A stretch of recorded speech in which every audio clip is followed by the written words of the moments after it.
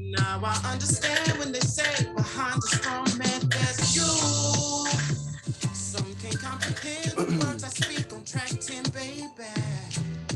But there's a new meaning for the truth. If the truth is in the pudding, jello pops some Cosby. If the truth is bare naked, 5 people waiting then the already. truth will look good on you. Simplify, baby, make it do what it do. That's a few reasons why I'm with you. I'm so glad you're mine. You're mine. Scale 1 to 10, you're bottom. Head to you're so fine. So divine. Few reasons why you're mine. I'm so glad you're mine. So divine. Scale 1 to 10, you're bottom. Head to you're so fine. You're mine. Few reasons why you're mine.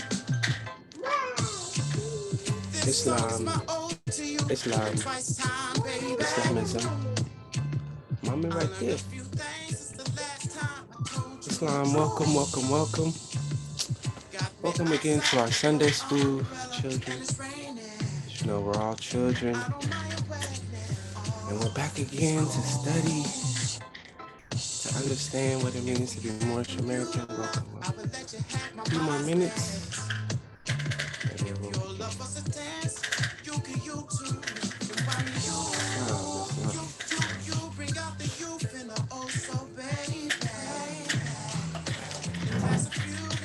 Come on, Jay, are you ready? You want to do your morning song? You want to watch Daisy? Yeah. Okay. Let me go put it on. Come on.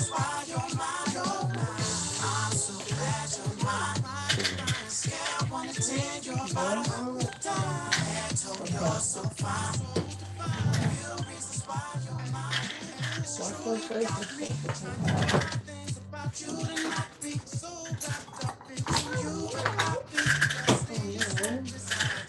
Okay, we're going to get into this morning. Okay, some more people are coming in. Islam, welcome. Good morning. Good morning. Welcome back. We got the Zoom popping again. We back. Ooh, they tried to have us down for a few weeks. But you know, we're Moorish and we solve all problems. Any issues coming our way is about to get knocked down. We the angels moving. Temple 43. The legitimate temple, legitimate Moorish Science Temple of America. Actually, we so-called, we are the Moorish Science Temple of America on record. Let's keep it 100. This is the Moorish Science Temple of America. We are those angels moving, walking, breathing. So we tell issues, come on, because we about to grand slam them. Islamism, Mo. Islamism. We're going to grand slam some problems. It's a beautiful day. Welcome back. You know that it's their Super Bowl. We don't even care about that. We the Super Bowl. But I do know that with the Super Bowl and with all these ticket prices, it seems like America's doing really well. I don't see no problems coming anytime soon. People in America spending that big bread on Super Bowl. The Super Bowl tickets, 32 racks, 32,000 for one ticket. That teaches me that people got paper out here. Not only do they have it, but they're spending it like nothing's coming. There's people out here blowing bread like it's gonna be good for the next 200 years. 32 racks? 32? Oh, you 32 racks? Oh, you got a suite. Oh, that's 900,000 for the that's suite. 900,000. 900,000 for the whole group. It's teaching Oh me. my goodness. I'm feeling like life is beautiful. Ain't nothing coming. People is breaded out here. Not only is people breaded in America, but they out here doing it. They out here blowing it big while it's other people that's worried that a tragedy is coming. Well, the tragedy's not today. Sorry. Some people having a great time in this world. Why not us, Moorish Americans? Shiver me timbers. There's some shivering in the corner, and there's other people enjoying the light of Allah. What are We you out here in doing? the heat wave. We out here in the heat wave. Okay? I'm just saying Allah is beautiful, y'all. Can you see him? You see the beauty? All right, let's go. Let's go ahead and pray in, my darling. And we're going to talk about being these wonderful Moorish Americans. We're going to inspire ourselves today. We're going to come together, huddle together, and you know, make each other stronger. Then we're going to go out in this world and shine on it. Okay. Okay. You You got go what? praying with us? Let me turn off Dwelle, my little Come on. R&B. Okay, y'all. Let's do this. 2 fingers on the right, 5 on the left. Please repeat after me the Moorish American prayer. Allah, Allah, the Father of the universe, the Father of the universe, the Father of love, the Father of love, truth, truth, peace, peace, freedom, freedom, and justice. and justice. Allah is my protector, Allah is my protector, my guide, my guide, and my salvation. and my salvation. By night By night and by day, and by day. through his holy prophet, Through his holy prophet, Drew Ali. Jew Ali. Amin. I mean, Yay. wow, yeah. We did it, So we got Mom. progress. Look Moorish? for it. No, he looking for the midnight. Okay, I'm gonna say it in Spanish really quick. You guys just repeat after me. Allah, Padre del universo, Padre del universo, Padre del amor, Padre del amor, la paz, la paz, la libertad, la libertad, la justicia. la justicia. uh, Here you go, Jason. la justicia. Allah es Allah mi protector, es mi protector, mi guía mi guía y mi salvación. y mi salvación. De noche De noche y de día. y de día. Sobre su santo profeta, Sobre su santo profeta, Drew Ali. Drew Ali. Amén. Amen. It's Yeah, good job. All right. Let's do our you know, we like to do the Gracie's Corner for the little babies that might be here, little children. And it's also a good channel for us to check out, you know, melanated brothers and sisters, you know, doing educational songs for the babies. It's not for likes on Instagram or likes on Facebook. It's just for the babies here. This is, you know, and what it does is it helps them memorize just the basics. So I'm gonna do Gracie's Corner. And then Look, Wheels on the Bus. Wheels on the You wanna Bus. watch For Wheels some on the reason, the children they like Wheels on the Bus. It's something about the wheels and the bus. But for me, as a Moorish scientist, I'm like, oh, they're learning about inertia and energy and the importance of getting on the bus and going to learn and the mechanics of the bus. Let's go.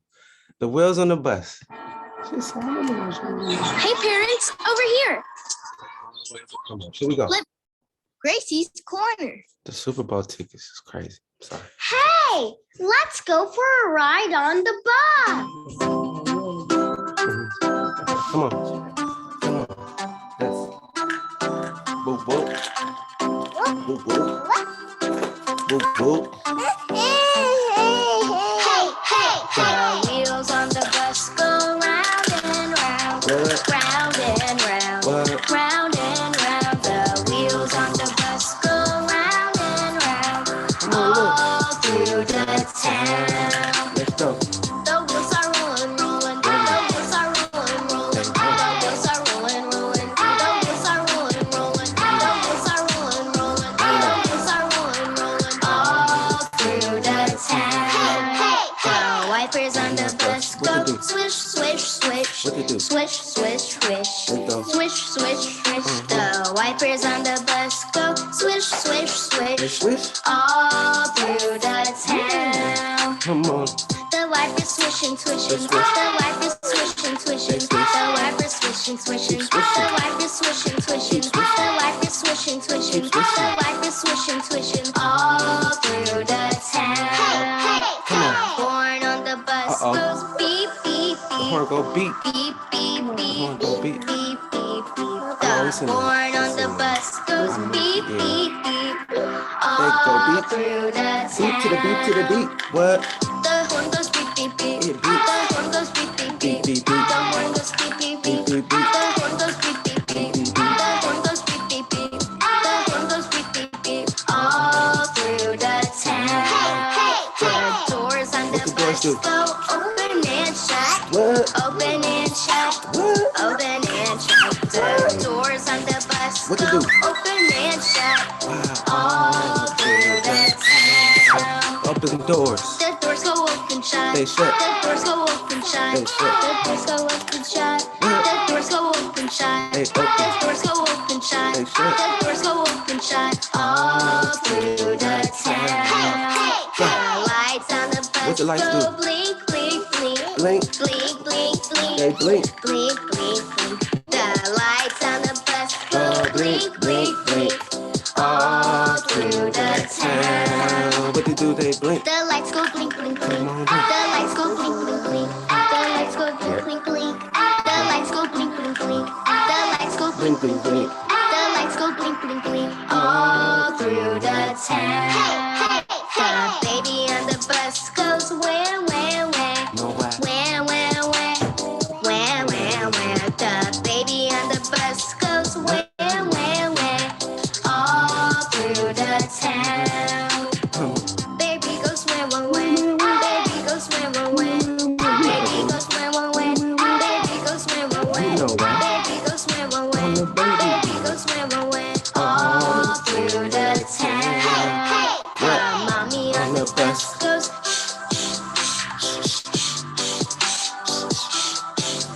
The mommy on the bus tell you. Yep. all through the town. Mommy go shh, shh, shh. Mommy go shh, shh, shh. Mommy go shh, shh, shh. Mommy go shh, shh, shh. We always. Mommy go shh, shh, shh. Okay. Mommy go shh, shh, shh. All through the town. What that daddy do? The daddy on the bus says, I I love love you. you. I love you. I love you. Daddy Uh-oh. on Kids the are bus excited. says, I love you. All through the town. Daddy says, I love you. Daddy says, I love you. Daddy says, I love you. Daddy says, I love you. Daddy says, I love you. Daddy says, I love you. All through the town. Okay. I just wanted to stop there.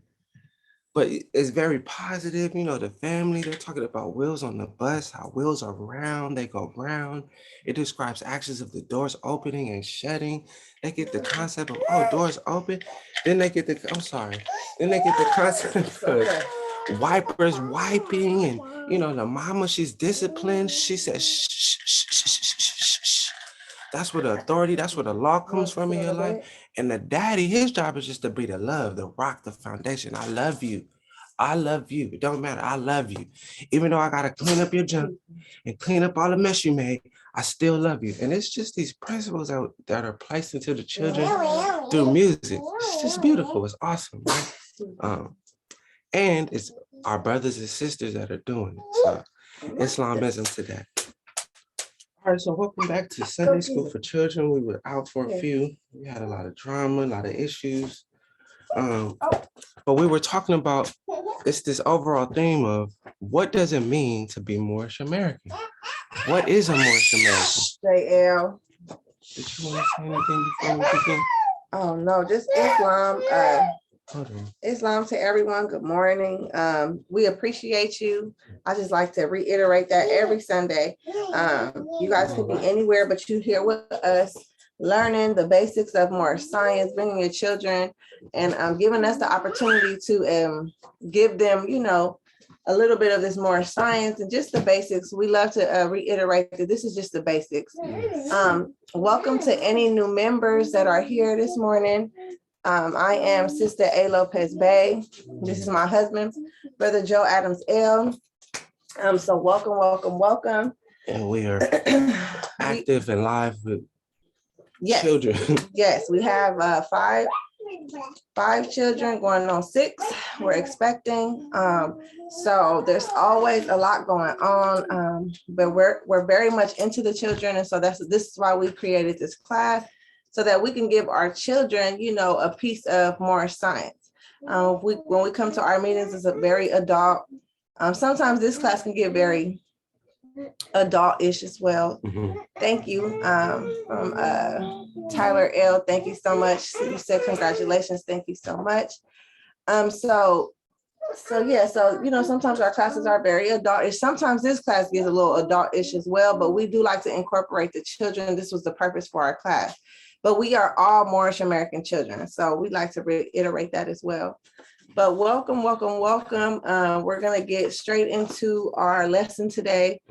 And then we're going to share some videos towards the end of the class, some things that my family has been doing. We were on TV recently on KCET, and so I wanted to share that with you guys.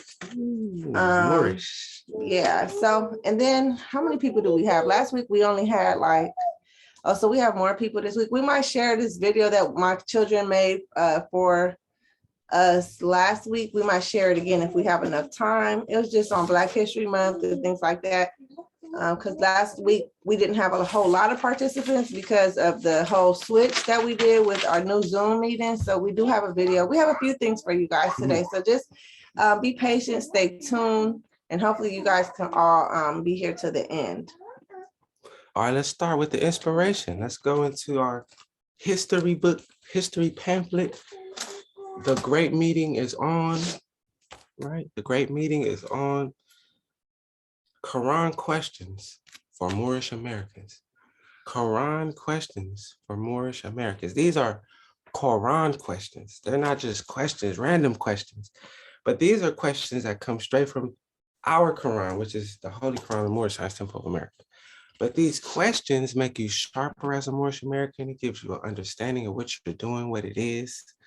What does this mean, especially during the onslaught of Black History Month? We're at war right now with information. They're currently trying to indoctrinate us to make us think we're Black. That energy is out there. You got Snoop Dogg back. You got the Dr. Dre and all of them. They about to push Black even heavier, So it's very important for us to really tap into who we are and what this really means. So we can not only help others, but help ourselves too, just to know, further our strength and our faith. So these are the Quran questions. You're going to build your strength. Anytime you're feeling like down and out, hit this little history book and remind yourselves of who you are. Right? All right, we're going to go to question number 1, key number 1. All right. And what is the first question in this pamphlet? First question is, I need the pen.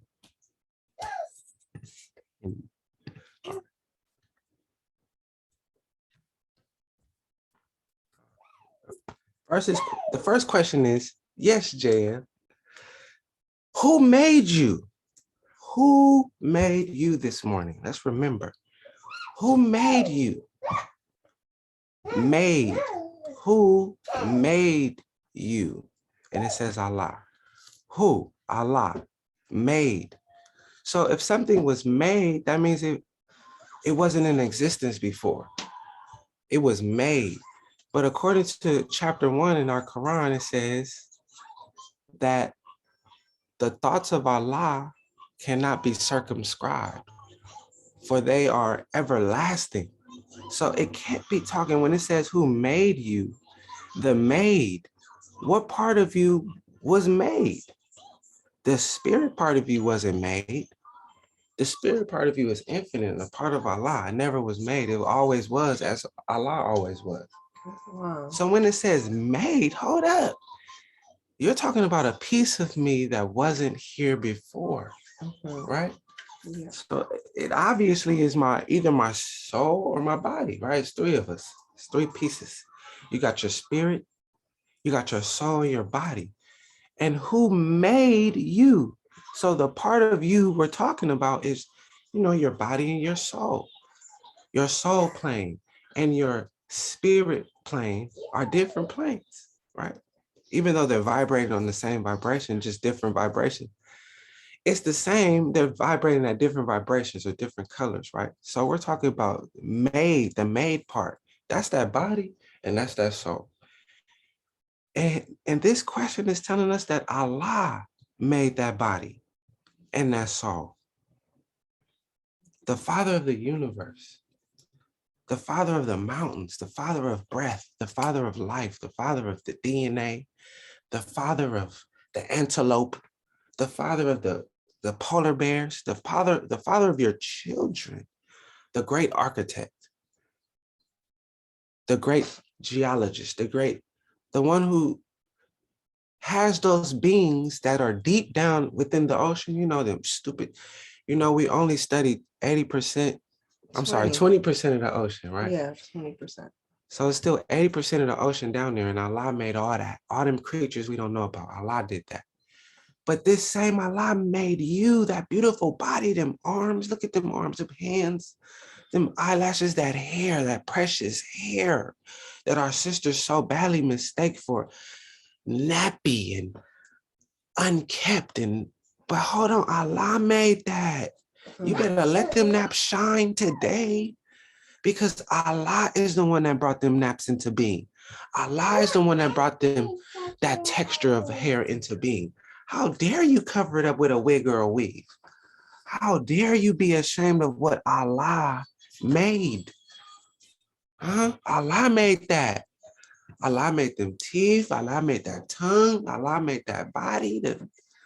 Allah, the father of the universe, the one we pray to, the father of the universe, the father of love, truth, the creator of love, truth, peace, freedom, and justice made you. Be proud of yourself today. Thank Allah for what you have, for them toes, you know, for every piece of you, every DNA, every dead skin cell. Thank you, Allah, because you made that. And you are infinitely perfect. You make no mistakes. So obviously you were made perfect, because Allah, who makes no mistakes, made you. Dear Moorish American, Temple 43. Y'all feel that? Islam. Angels? Islam. It's a beautiful concept. Allah made you. So be proud of yourself today. Love yourself today. You better love yourself, because in loving yourself, you're loving Allah who made it. Beware, if you do yourself wrong, who are you doing wrong? Whose creature are you doing wrong when you mistreat yourself, or you belittle yourself, or you accept the mistreatment of others as okay? Oh, it's all right, they robbed me, it's cool, no, they robbed Allah.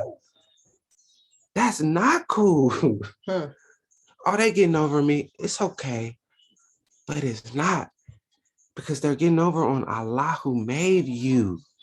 Remember who you are today, dear Moorish American. You are the creation of Allah. Perfect. Who is Allah? Who is this thing or this being that made you, that body and that soul? Allah is the father of the whole universe. You're talking about the stratosphere and the stratosphere and the Mars and the galaxies and all the galaxies. Stars? We just one galaxy. We just one. How many galaxies is it? You don't even know. The whole universe. So Allah is the father of the whole universe. That's what we believe. We believe as Moorish Americans that the being that created us is the same being that is the father of the universe. Confidence to the utmost. Moorish Americans are infinitely confident because we know who our father is. It's no more, it's all gone. We know who our father is. Okay?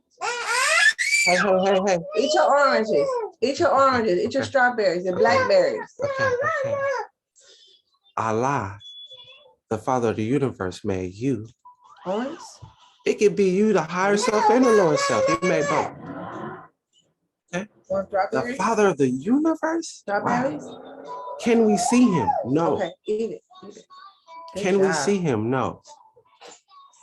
But I guarantee you, if you pay a little more attention to life, you'll be able to see Allah. Good job. I can see my children in their writing. I can see my children in the mess they made. Oh, that was that one. Oh, that was the other one. Oh, that was. We can identify you with your fingerprint, can we not? So we can see Allah in all his works. Did you see Allah today? Is the question that we ask Moorish Americans. Oh yeah, you saw Allah? Good.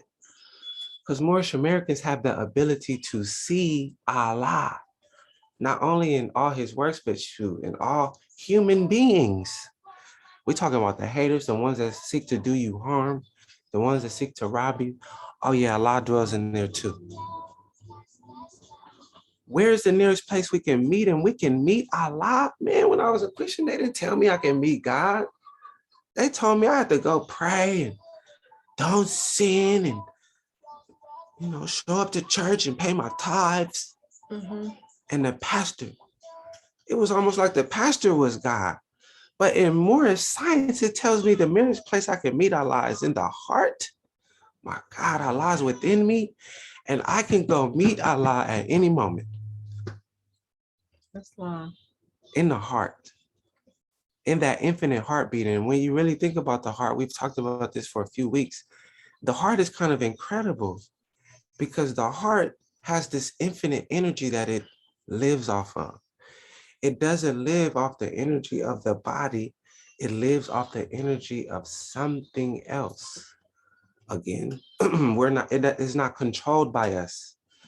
It's controlled by a different mind, the subconscious mind, right? But again, it doesn't slow down. It doesn't get tired. It doesn't need a break. Oh, hold on. I'm tired, body. I need to sit on the bench. Give me 5 minutes. I need some water. No, when you tired, the heart beats faster. What is this heart and what is its energy source? Could it be Allah itself, himself, within that heart? Islam. Because I can't turn it off. I can't control it, but it is the most essential part of us. The heart is how the body receives oxygen. The heart is how oxygen, which is an invisible gas that we breathe in through the lungs, is transported through the blood to the other parts of the body. And it's all done because of the heart. Is it not essential? And hold on. That's where Allah dwells within me. And I can go meet him at any point. Oh, shoot, I'm a priest now. I'm a prophet at this point. I'm tapped into Allah. I'm a Moorish American. In the heart, I'm aware that Allah dwells. In the heart. Did you talk to Allah today, dear Moorish American? Did you go meet with him? That's what Moorish Americans do. We meet with Allah often. Why? He's in our hearts. How do we not? Who is Noble Drew Ali? He is Allah's prophet. Islam. But let's skip. What is his nationality? Moorish American. What is your nationality? Moorish American. Why are we Moorish Americans? Because we are descendants of Moroccans and born in America. And this is what I wanted to kind of talk about today. Why are we Moorish Americans, you guys? If someone came to you and said, why are you a Moorish American? Moorish American, what is that? First of all, what is that?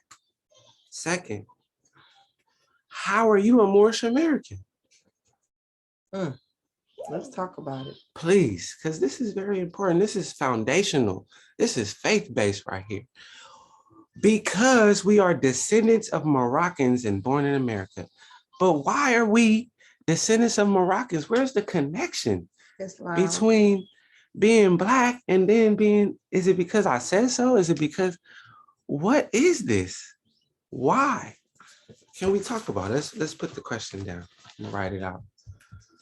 Yes, why? Please. Okay. And again, I like to reiterate to the children, when in our questionnaire, it says we are descendants of Moroccans, right? Off back, we'll say descendants of Moroccans, which you mean Morocco.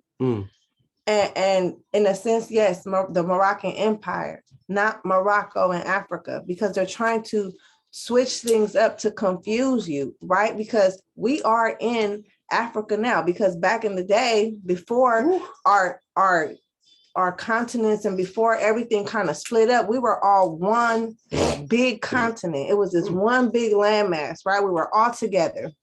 It was called Pangea, right? This is what some scientists named that landmass. It was called Pangea.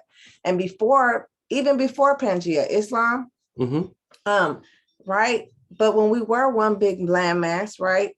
It was our empire, because we are the first beings to come, on Earth. We are the first. And you can ask any scientist, any anthropologist, any, and this is another thing I like to just really quick off topic. The Europeans, or the history that they give our children, right? They talk about these dinosaurs that are billions of years old, dinosaurs, right? That supposedly came before even any human beings were here. And they know everything about these dinosaurs. I mean, everything, how they ate, what they looked like, what color they were, all these things that they teach our children. Yes. About these dinosaurs that existed billions of years ago. They knew that they flew, that they were big, that they were this, that they were that. Yes. But you mean to tell me you're not going to tell my children about Moorish American, about the Moroccan Empire? How dare you? How dare you do my baby? You telling them about this dinosaur that lived billions of years ago. In great detail. They know how big his teeth was. Oh, how big, how massive, the bones, we found them, and this and that. What they ate. He was a vegetarian. He only ate trees and leaves. No meat. Just trees. But the Moorish American, though. The ancient Moabite. The Moroccan Empire. You tell them that they're Black. You give them the Constitution and you tell them y'all was slaves. Excuse me. What those Moabite stones? We gonna get there. We gonna get there too. What about that? But you can go billions of years ago where only dinosaurs roamed. But you can't tell my baby their real history. And this is why our children do not belong in the public school system, because they're indoctrinating our children to be something less than, inferior than the European. And we created them and we helped them, right? And I'm amalgamated. You see my skin, you see me, I'm amalgamated. It's in my blood. But guess what? I'm still a Moorish American by birthright. Okay? So with that, I tell my children, you are melanated, you are beautiful. And the history that they're giving you is a lie. They want you to feel this inferiority because they want to feel like they're on top. Not even the Moroccan Empire. What about the Dark Ages, the Golden Ages? What about when the European was dirty and didn't bathe and had their animals living in the household? Who taught them how to clean up? Huh? Those Moors? Huh? What about that? Why they don't teach my baby that in history class? No, we only gonna talk about this incorporated America that they created. That's it. That's the only history that they want to teach our children. But you're gonna teach them about them dinosaurs, though. You're gonna take them to the Natural History Museum and teach them about these dinosaurs, though, that lived billions of years ago. But what about just our people? What about the beauty of being a melanated being? What about the beauty of being the first people on this planet? If God created us and he made us by dirt, right? This is a Christian society that we live in, right? Christian, Catholic, whatever. If God created you and you were created by dirt, what is the color of dirt? It's showing white or pale skin or whatever. The first people, though, what about that history? But you hide it, though. You hide it real well. They hide it very well. And this is what I mean. Look at this. They know about the Triceratops is an extinct herbivore. They know he was a herbivore, the dinosaur. And it first appeared about 68 million years ago. And the kids have to learn about this. Now, I know 68 million years ago. How do they know this? But you can't tell my baby about the Moorish science. You can't teach them that. You hiding that. But we came from Slave ship. That's the only. That's it. That's where they start. The slave ship. I said, what dinosaur? Exactly. What dinosaurs? and I'm saying, billions. We don't even need to teach them that. How about let's teach them their science? 68 million years back, though. They know 68 million. But when it comes to us, oh yeah, y'all, the slave ship. The slave ship. That's where y'all come from Africa. That Africa that's over there. That's where your people came from. No, we've always been here.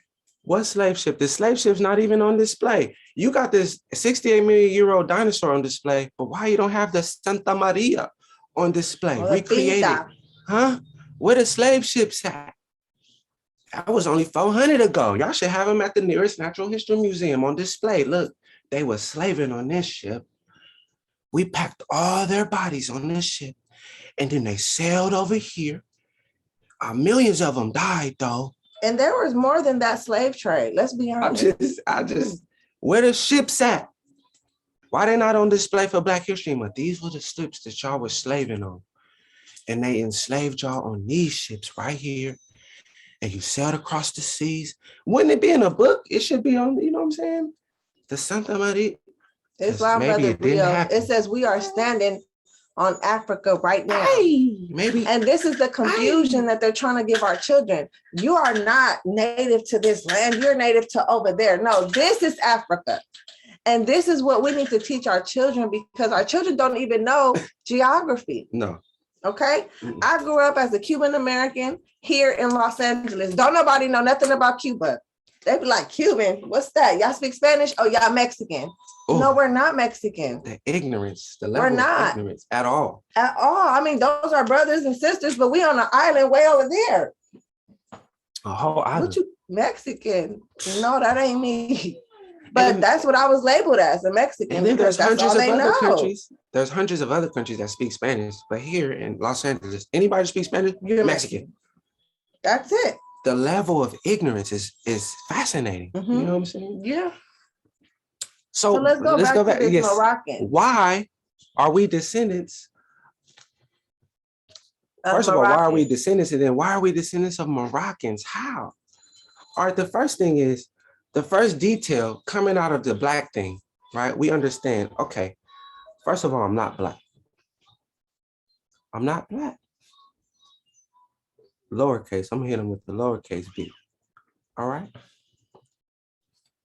First of all, okay, we're not Black. Boom, right there. So we're not Black, then we have to be something. Islam. Right? If we're not Black, then what are we? Huh? What are we if we're not Black?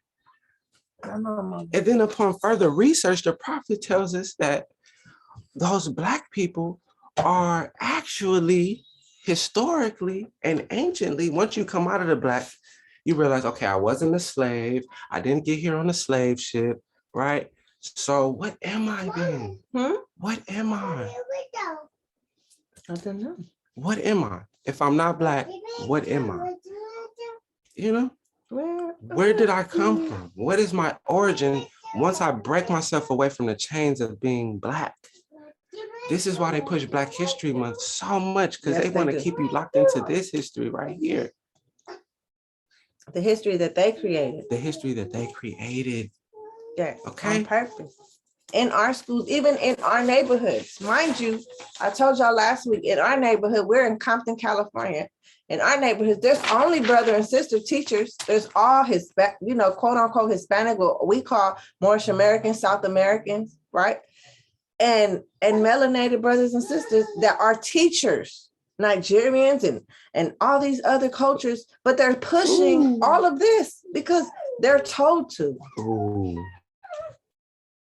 Even in our neighborhood. And it's so annoying to me. And this is why we decided, you know what? No more. It's okay. I'll make the sacrifice. I'm supposed to. God gave me those children. Guess what? I'm their teacher, me. Because guess what? Those were my jewels given to me. So my job as a mother is to teach my children. She going. I'm not about to allow no one else to teach them. It's my job. It was given to me. That's my job. And it's hard, y'all. It's days I cry, I break down. I be wanting to send them to school. I need a break. But guess what? It's my job. How dare I complain? Ooh. I was given that blessing. I got 5 going on 6, y'all. And it's like some people be like, it's too much. I gotta, they gotta go to school. And it's like, ooh, I feel you because I be wanting to get them out the house too. But guess what? That's my job. I don't need nobody else to do it for me. I can do it. Allah gave it to me. I'm not gonna ask nobody else to teach my children because guess what? It's my job to teach them. That's what Allah gave me. It was my blessing. And it's hard. Life is hard. But love behind my toil. Ooh. Hope and love. I have to have hope and love. I can't give up.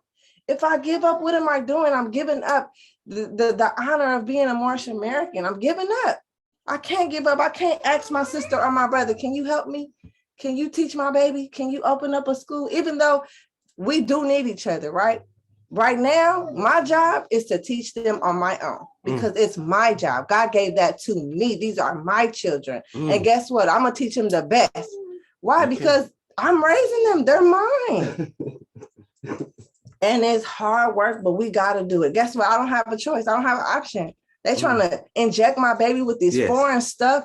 Right now in Los Angeles, I don't know if it's like this everywhere, but they're trying to get the babies before 5. The infants, the toddlers, they're trying to get them vaccinated. I'm not about to go for that. My daughter's not vaccinated at all. She's 2. Now, she got maybe the one at the hospital because I did have her at the hospital. I'm trying to have this one at home, but my husband ain't for that right now. But it's okay. We'll get there too. It's just... We'll get there too. It's okay. We'll be there. We'll be having midwives. We're going to have nurses and all that. We got to speak this stuff into existence. But like I said, okay, let's go back to this. But why? We're not Black, but we are American, right? This is the understanding. We're breaking it down. How or why are we descendants of Moroccans? Why? Well, we're not Black, first of all, but we are American. And in understanding we're not Black, we say, well, what are we? Upon further research, the prophet came and said, hey, y'all them ancient Moabites, y'all with the melanated, y'all ex-Blacks. Check it out. Y'all actually are the ancient Moabites. You are the descendants of them ancient Moabites who inhabited the northwest and southwest parts of Africa. Brother Boyer. Yes, sir. Please. Islam, Mo, Islam. I wanted to tap in on the fact that the reason we're sitting in such a state of not knowing what's going on to a certain degree is the design of the inquisitions of the Moors against the Moors and the Crusades from Rome. Because as they did the inquisitions, they destroyed the history of the indigenous people and placed through colonization what they wanted us to learn and to take on. So when they did that, exactly, they denationalized us and they took our history. They stole our history from us. So if as a people, we have no starting point, we will start from where they're giving us, which will be Black History Month. And if you look at the inquisitions, it will be the slave trade and the snatching of the people and the indigenous. So if we need a reference point for giving our children in the future and for all Moors listening, we will want to go back to the Inquisition of the Moors and the Crusades of the Roman churches to get a better understanding of where we are today. And once we can understand our past history, we can move forward with our nationalization and how to teach our children our ancient descent of our forefathers and what we were here to do as Moors. Islam. That's wonderful. Islam, brother boy. That's what we're trying. But this right here is just, kind of for us. And like you said, when we do have our schools and all of that, we're going to set it up just like that. Starting from this, what happened to us at the Inquisition. Islam. But now back to this. So we're not Black. We find out we're these ancient Moabites, right? And it's like, what is these ancient Moabites, right? Now, the Moabites have documented artifacts. Can we go over those?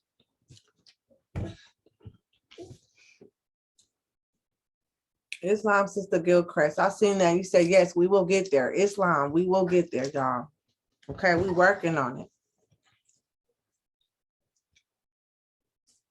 Okay, so there's documented artifacts that go with these Moabites, right? So it's not like we're just making it up. It's not like the prophet was making it up. Let me show y'all some of them. I'm gonna show y'all some real fast. Some of the documented artifacts of the Moabites who inhabited the northwestern, southwestern shores of Africa. First, we have this one here. Here's a publication. The Abu Steel. Okay. I'm not gonna read all of that one. I'm gonna show you another one. Okay, let's do the Mesha steel. First of all, we have this Mesha steel. Okay, was a king, the king, oh, this is King Mesha. All right, but this one here, the Mesha steel. Ah, is this the Mesha steel? Okay, the Mesha steel, named after, I just want to get some dates. King. The Moabite king, boom. Where was it found? Let's see. Jail. I just need something quick, like the history. You're gonna hurt yourself. No.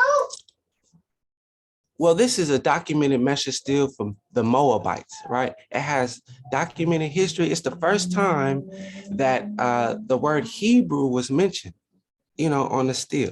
This is documented. This can't be denied. This is you. This is us. So when we're coming out of the black thing, we're like, wait, so what are we? Okay, here's another example of your work, your stuff. That's not it. You should just type it in. It's right here. Is it this one? I just want y'all to see the stone. There it goes. A biblical war revealed on a 2,800-year-old stone altar. Okay. A 2,000-year-old inscribed stone altar found with a Moabite sanctuary in the ancient city of Artaroth in Jordan. What I'm showing you is there's documented artifacts, a few of them that they found, revealing the true existence of these Moabite people. So again, when we're coming out of being black and we do research, we find out, wow, these people really exist. The prophet was not lying. It's not like he's just making this up, you know. Hold on, I'm gonna show you another one. Where is it? Somebody's coming in. Sorry. I had them all. Boom. This one. JL say, good morning, Islam. This one gives even more details, but this Moabite stone that was found is the earliest written use of the word Hebrews. Okay, and that's Israel, that's the Jews, that's how. So the Jews themselves are using our artifacts to legitimize themselves, y'all. Islam sister sees Bey. Islam. So now when we're coming out, okay, we're not black, but we are these ancient Moabites, and it becomes real to us. Oh, there's documented facts that shows, oh my God, we're these ancient Moabites. And then we were born in America. Okay, but American, how are we American? We're born in America, right? All of us were born or came into existence in America. And remember, America, not just North America, not just where we are now. We're talking about the Americas. Remember, Born we went in through America, that. Right? Those adjacent islands, South America. He said America. He didn't say the United States of America. Ooh, the prophet was a genius. He said born in America. So let's break this down. I told you, we think we know words, but we don't know anything, y'all. What does born mean? Yes, let's break that down. The prophet said, why are we descendants of Moroccans? Because we are, why are we Moorish Americans? Because we are descendants of Moroccans or Moabites, as the prophet clearly clarifies what Moroccans means. Moroccans means Moabites. How are we these Moabites? Well, we're not black. So we can't be black. We got to be something. And because of our melanin and where we were born, because we were born in America, that ties us into these ancient Moabites, where there's documented history that everybody, all the scholars of the world know about, all the PhDs, all the archaeologists know about these Moabites. They found it. All the Jews know about the Moabites because our Moabite artifacts legitimizes their religion and their nationality. Y'all, you ancient Moabites, you Moorish Americans, but we're about to keep going. But we're Moorish Americans. That means we're Descendants of Moroccans and born in America. Now, what does born mean? Born in America. You think, oh, I was at the hospital and I popped out, pop. I was born in America. No, let's talk about what born means. What is born? Mind you, words have many different definitions. Let's do it. And it depends on you. You have the discretion of deciding how you want to use that word, which definition you're going to apply to the word you're using. It's called syntax. And you have this ability. Moorish American, let's do it. Born, thesaurus. I like the thesaurus because it gives me alternative words I can use. Let's just do this one. Born, essential, natural, built in, congenial, deep-seated, inborn, inbred, ingenerated, inherent. Okay. Constitutional. Constitutional. Let's do this one. Be born, appear, rise, take off. Where's the other one I had? Here, I have some good ones, y'all. I have some good ones. I'll just show you instead of sharing my screen. Y'all can do the research. I have it here. I've done it for you, but y'all can, clarify that I'm telling the truth. All right. So I wrote it down for y'all earlier. So born means native, natural, essential, ingrained in America. So when it says born in America, you are natural to America, huh? You are essential in America. You are aboriginal to America. You are domestic, indigenous, endemic, constitutional to America, huh? You were tamed. You have divine knowledge. You have knowledge of who you are. You are tamed. You are domesticated in America. You were domesticated in America. How? When you came into Temple 43 and proclaimed your nationality, huh? Can I take a screenshot? Of course you can. Go ahead and snap that. Thank you. Snap that, please. Born in America, native, essential, constitutional, domesticated. You came into Temple 43 and proclaimed your nationality. Now you're not a Negro anymore. You're domesticated. You became domesticated in America. You became essential to America because you are part and partial. Born in America was not the prophet a genius? Huh? We can talk about being born physically at birth, or we can be born coming into a new existence, proclaiming your nationality. Soon, you're Moorish American because you proclaim your nationality in America. You became domesticated and you became the earliest. Huh? You're the earliest, you're the first, you're the foremost in America. By proclaiming your nationality and becoming a descendant of the ancient Moabites, now you're foremost in America. Now you're ancient. Born means ancient. A synonym for born is ancient in America because you are ancient. How did you become ancient in America? Well, you came to a real legitimized temple that was recognized by the governments in which we lived in the nations of the earth. And in front of a group of civilized citizens, you stood up and proclaimed your nationality in front of this group of people in this government. You received your proclamation documents and your nationality card. You went through the process and you became produced in America. You were then formed in America. You were brought into being in America. You were created in America.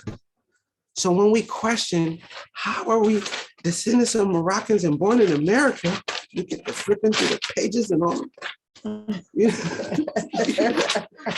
And then it says, so when the prophet said we are descendants of Moroccans and born in America, well, what are we talking about here? Is it when we proclaimed our nationality and became domesticated in America? What is America? America? He didn't say the United States of America. He didn't say born in the U.S.A. or the U.S. He said America. What is that? The Americas. Ooh. What is that? Look at it. Oh, so we could have had a Moorish Science Temple of America right here. And if you proclaim your nationality there, you will become born in America. You are born in America. You already were. But which born are we talking about? Which definition are we going to use? Are we talking Islam. about present or ancient? Where we, Islam. it's all of that, y'all. We born in America, we're Moorish Americans. We are descendants of Moroccans by having the understanding. And again, it is upon you to understand that you're not Black. No one else can tell you this. And once you decide you're not Black, nobody can tell you you're not a descendant of the Moabites. Who's going to say, you're not a descendant of a Moabite? You was born in Texas. Excuse me, brother. Can we get you to center the notes that you have right now? Center it so that, okay, thank you. Okay. Islam. So which word are we going to use for born? Islam. Let's say we're going to use ancient. Okay, so born, a synonym for born is ancient.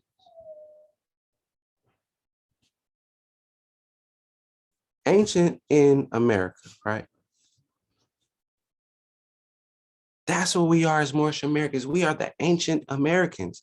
When the prophet said born in America, we were born in America, both literally and as far as politically. This is why we are teaching our people their nationality so that they may know. So you can come out of the Black and join your ancient forefathers. Why? What the prophet say? Come on, we flip to this. We so cold with this Quran, we can go right to it. Verse 10. And this is the doctrine this is the legal document that makes us these ancient Moabites. What your ancient forefathers were, you are today without doubt of contradiction. Your ancient forefathers. You seen the Moabite stones we talked about that everybody's basing their religion off of, that the Jews are basing their religion off of. What your ancient forefathers were, you are today without doubt or contradiction. There is no one who is able to change man from his descended nature of his forefathers unless his power extends beyond the great universal creator Allah himself. Islam, say that again. I'm going to say it again. Islam. There is no one, I'm going to say it like a pastor, there is no one who is able to change man from his descendant nature of his forefathers. Preach up. Unless his power extends beyond the great universal creator Allah himself.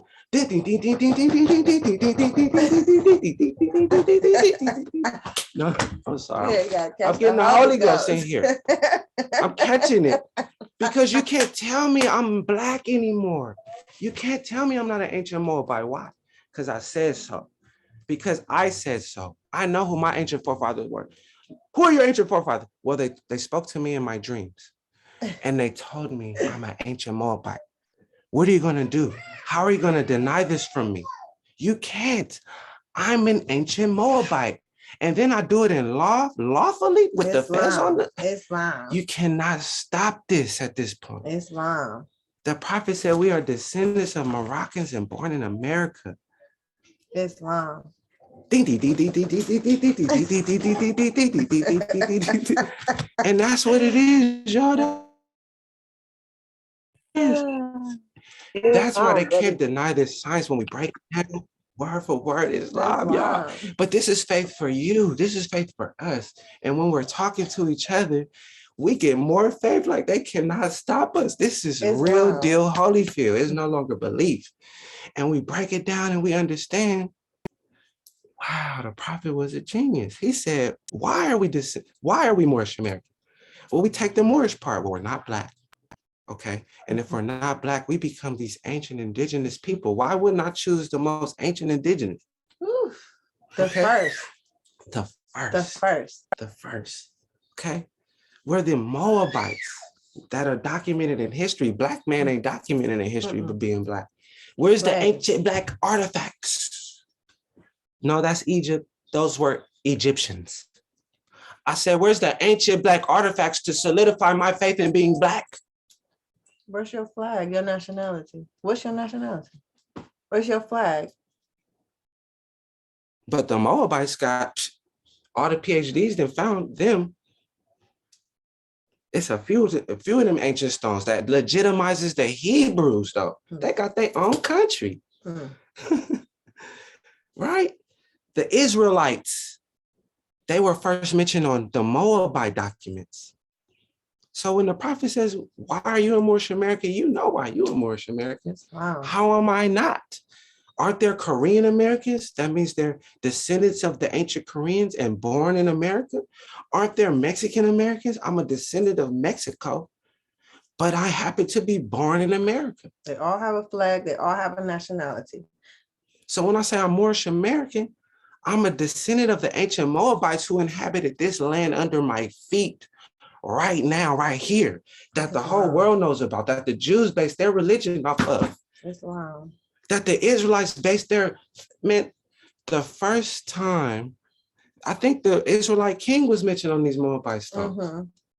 Moabite king. So I'm a descendant of them. And guess what? I'm born in America a few times. I was born through my mother's great womb here in Los Angeles. Born, that's America right there. But then I'm going to take you on another political level. I'm going to tell you that I proclaimed my nationality in Temple 43, and I was born again. Islam. I entered a new state of existence here in America. I was born in America. So the Temple 43, we proclaim our nationality because we are being born in America, making us them ancient Moabites. That's wow. How many? Let's say I was Black. I'm still a descendant of the ancient Moabites, but then I was born in America in Temple 43. I was birthed. Now I have a new legal status. I'm an ancient being. I'm tapped into Allah. I know He in my heart. I honor all men. I got the principles on deck. Wow. I'm a Moorish American. I'm a walking angel at this point. Islam. We all are. All of us here are walking angels because we are the descendants of the Moabites and born in America. And nobody can deny it unless their power extends beyond the great God Allah. This is why it's important for us to wear our turbans, to wear our fezzes, to wear our kufis. Yes. It is important because when we walk outside, people are more comfortable with you, Moorish American. They're not comfortable with the weave wearing, the hats with the C's and the D's and they scared of that. Scared of for real. When you see a melanated brother, he got on a hat, you think, well, where he from? What that hat say? It's a C. Oh, he a Crip. Oh, that's a B. He a blood. Oh, it's that color. Oh, And guess what? They're scared. Why? Because those people come to kill, steal, and destroy. So you need to wear your turban and your fezzes, because it gives you, that intelligence. Yes. It gives you the confidence, and it gives people the comfortness of, oh, they understand who they are. Oh, they have a nationality. Oh, they're different. They wear their religion on their head. Because when we go outside sometimes and we don't have this turban on, people be, or they be disgusted, or they be, stay away from them, or, that type of stigma that they put on our people. They put this on our people, and our people walking around here just accepting it. Cuz, Crip, so today is the Super Bowl, right? And we're in Los Angeles, and today is going to be, all the people that are from, LA, like Snoop Dogg and Dr. Dre and all these different rappers that are going to be performing at halftime, giving LA its essence, right? Because these are the LA rappers, you feel me? Yeah, and West so Coast. It's giving our Black people, power, like, oh yeah, our people going to be Crip walking, we going to be this and that. And so it's like, nah, we're trying to wash that off of us because we don't like the stigma. When you wake up and you come out of that, you're like, hold on, we don't want that. Not for my babies, I don't. I wouldn't dare want my child to be outside with the Long Beach Crip hat on, because somebody might shoot him outside. Yes. Somebody might want to hurt him or her. You feel me? Now little girls are being murdered in the streets just like the boys are. Okay. A few weeks ago in Inglewood, mind you, where the Super Bowl is being taken place, there was four young babies under the age of 21, all were murdered at some little girl's birthday party. I think they were turning 18. Girls. And why? Because they were on Instagram gang banging, throwing up gang signs. And I guess somebody seen it and they seen the location. They went over there, shut the party up. 4 babies gone. Gone. Not even 21 yet. All of them are gone, deceased. Their parents have to go bury them. I don't want that for my baby. I don't. I don't want that for my child. And this is what we're in LA, and this is what our people breathe every day. And they're spending billions. That stadium costs over $8 billion to make. Billion with a B. Okay. Like we said, the cheapest ticket was, I think, $3,600. The cheapest ticket to go watch the Super Bowl today. $3,600. The most expensive, $900,000. That's a house. $900,000 for the 24 people suite. $900,000. That is a house. That's a home here. And our homes is $1 million. You want a 2-bedroom house? $1 million in Los Angeles. At least. Look it up. At least. We're trying to buy a home. $1 million. So it's like, okay. And then this is what they're portraying. This is the halftime show. It's the Crips and the Long Beach Snoop Dogs and the Dr. Dre's. We live in the apartment complex where Dr. Dre was raised. Mm-hmm. So we're in a very, hood Crip environment, right? But everybody know us. Every single person in these complex, they know exactly who we are. They talk about us. Oh, the people with the wraps on their head. Yeah, we know them. They cool. They give us respect. My children, they watch them. My children can't do nothing wrong. I get calls, phone calls, text messages. Your babies was back here today. Thank you. Thank you. I know. I told them they could ride their bikes over there. That's okay. Mm-hmm. They know us. And this is what I mean. We got to wash that off. We got to wash that black, that hood, that Crip, that blood. We got to wash that off because that's not us. That's not us anymore. We are ancient Moabites. Ooh. Jesus, the one everybody pray to, the Jesus piece, even though that's not him, right? We talked about that Jesus piece that all the rappers wear. That's not even him. That's not even the real Jesus, but they European. They crazy. We're going to talk about that later, but the Jesus, that's our bloodline. That's me. Oh, Moabite. That's us. And they can't deny it. Nobody can say you're lying, you're not telling the truth. This is false, which makes it even more beautiful. Yes, Islam. We got all the ancient artifact history. What? And we was the Masons first. Jesus been putting people on about masonry. What is masonry? Yes. They got a square and a compass. The square and a compass with the G in the middle. The G stands for God. See, these aren't secrets. The funny part is people think this is a secret society, but it's not. It's a society with certain secrets, meaning you're just not aware of it. You're ignorant to it. Remember, we watched Sada Guru. Yes. We should play that. The biggest evil, I don't know if we're going to have enough time. The biggest evil on earth is ignorance. That's it. Ignorance. Why is she outside? Oh, okay. Mm-hmm. That's it. Ignorance. The greatest evil on earth is ignorance. Not that you evil, that you mean, no, it's ignorance. And we talked about this yesterday. I want to show it again. She running things. Hold on. Islam, you guys, we active parents. Jael is outside with her brother, and she's giving him a hard time.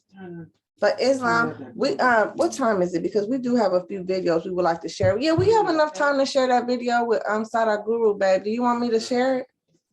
What was that? The Sada Guru video. Do you want to share it? We have enough time. It's 18 minutes? Oh, yeah, let's share it. So there's this Indian brother named Sada Guru. And some of y'all might know who he is. Some of y'all might not know who he is. But he gives a lot of positive talk, a lot of positive feedback. He's one of the most known people, He's a guru, a real guru. He's a real guru.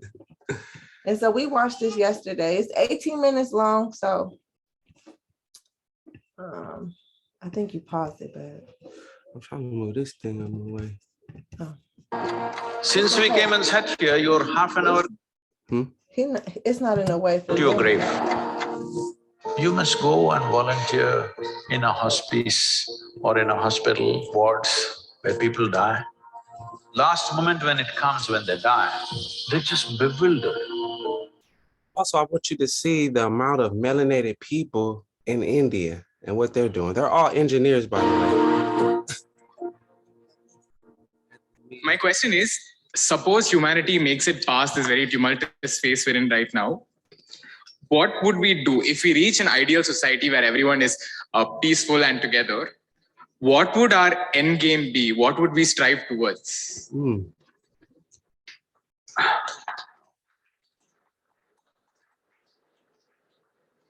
Is it a deal between you and these guys?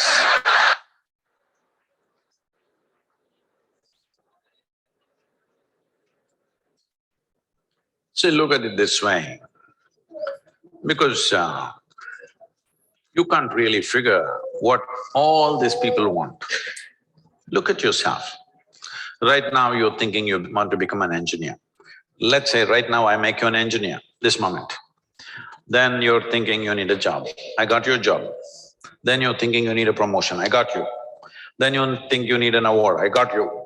Then you think you need wealth. I got you right now. Everything that you can dream of, I got you right now. What do you want now?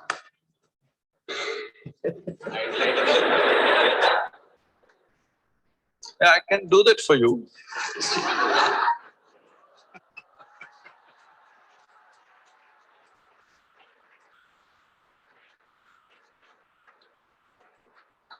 Say I want a job. Huh? I'm striving for a job right now. Yes. Now, we are looking at the end game, right? You've got everything you wanted right now. Things that you can imagine, things that you cannot imagine right now, everything you got right now. What do you want right now? I wouldn't know what to do. Just look at it, huh?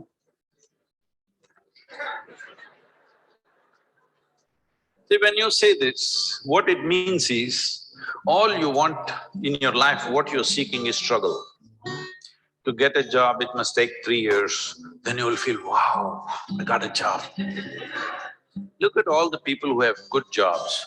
Look at them walking on the street. Are they going blissfully, dripping ecstasy? Hello? Miserable guys, they're getting blood pressure, going to work. They're getting all kinds of ailments, they're freaking out. Yes? Yes. So what do you want? Is there a girl here?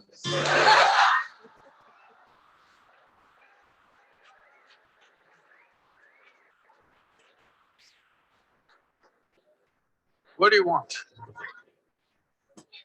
I don't know anymore. That's good. I do not know, I like that. Because actually you do not know. Everybody keeps fooling themselves at every step in their life, thinking, what I want is, I want to become an engineer, I want to become an engineer. It'll keep you busy for 5-7 years. Then I want job, it keeps you busy for another 1 or 2 years. Then I want this kind of job, that kind of job, that keeps you busy for another 8-10 years. I want that much money, that much wealth, that keeps you busy for another 25 years. I want this kind of girl, that kind of girl, that kind of boy, that keeps you busy for a few years. Then children will come, I want my child to become this, this, this. Well, we are preparing for your funeral.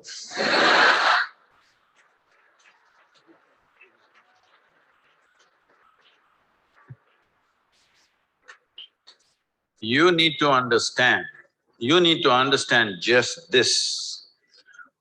Right now, you may be giving all kinds of contexts to your life, but essentially, what you call as my life right now is just a certain combination of time and energy. Yes? As you sit here, time is rolling away for all of us. Can you roll it back? You're an engineer. Can you roll it back? Yesterday was not fruitful, so I'll roll it back. Can you? It's rolling away for all of us. As we sit here, what is ticking away here is not the clock. What is ticking away is our life, isn't it? Since we came and sat here, you're half an hour closer to your grave. It doesn't matter how young you are getting there, isn't it? Yes or no? So it's a certain amount of time, and that time nobody can manage because it rolls at the same pace for everybody. You do something, you don't do anything, you sleep, you're awake, you're happy, you're unhappy, do whatever the hell you want, it just keeps rolling mercilessly, isn't it? So there is energy that you call as life. This, you can pitch it at different levels. If you're like this, I'm talking about the classroom expression, you know.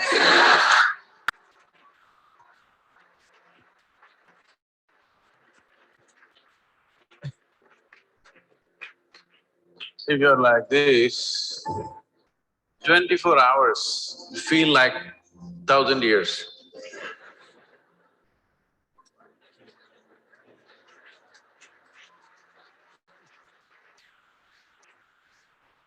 But have you seen on a certain day you're very happy, 24 hours, poof, went off like a moment? Yes or no? So, time is a very relative experience in individual subjective experiences. If you're joyful, if you live 100 years, it feels like a few moments, it's gone. Only miserable people will have a long life. Because if you're miserable, you'll always feel life is too long that you'll want to cut it short. But if you're joyful, the possibility that a human being holds, before you look around, it's over, really. But what possibility this carries? So what you need to manage is your energies, because life is a certain amount of energy, it's not limitless, but it can be enhanced. If you function at one level of energy, what you do in 10 years' time, if you function at a different level of energy, the same thing you can do in 1 year's time. Wow. So if both people live for 100 years, in terms of impact and profoundness of experience, one has lived for 1,000 years, another has lived for 100 miserable years. So this is all you can do. You may think right now, engineer, this one, that one, these are all limited contexts you're setting for yourself. Fundamentally as a life, it's just time and energy, isn't it? The question is what you make out of it. Do you want to make something out of it? There's no compulsion you have to make something out of it. When I say making something out of it is not a social phenomena I'm talking. What should you become in the society? That's not what I'm talking. Fundamentally, you have come here in terms of life is you want to experience life. Question is how profoundly. Right now, if people want to experience life, what are they experimenting with? They will experiment, not this. Yeah, I know you guys.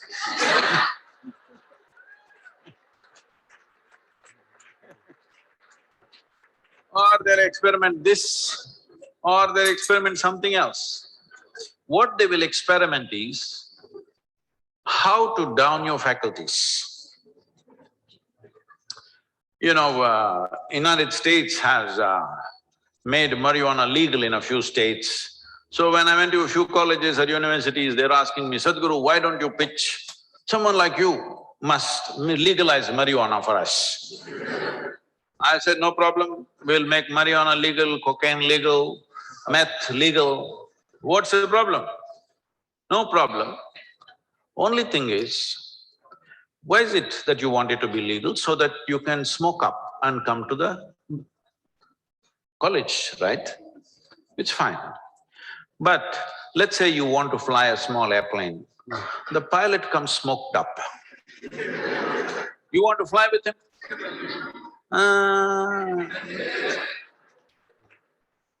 Because the guy is already flying without the airplane.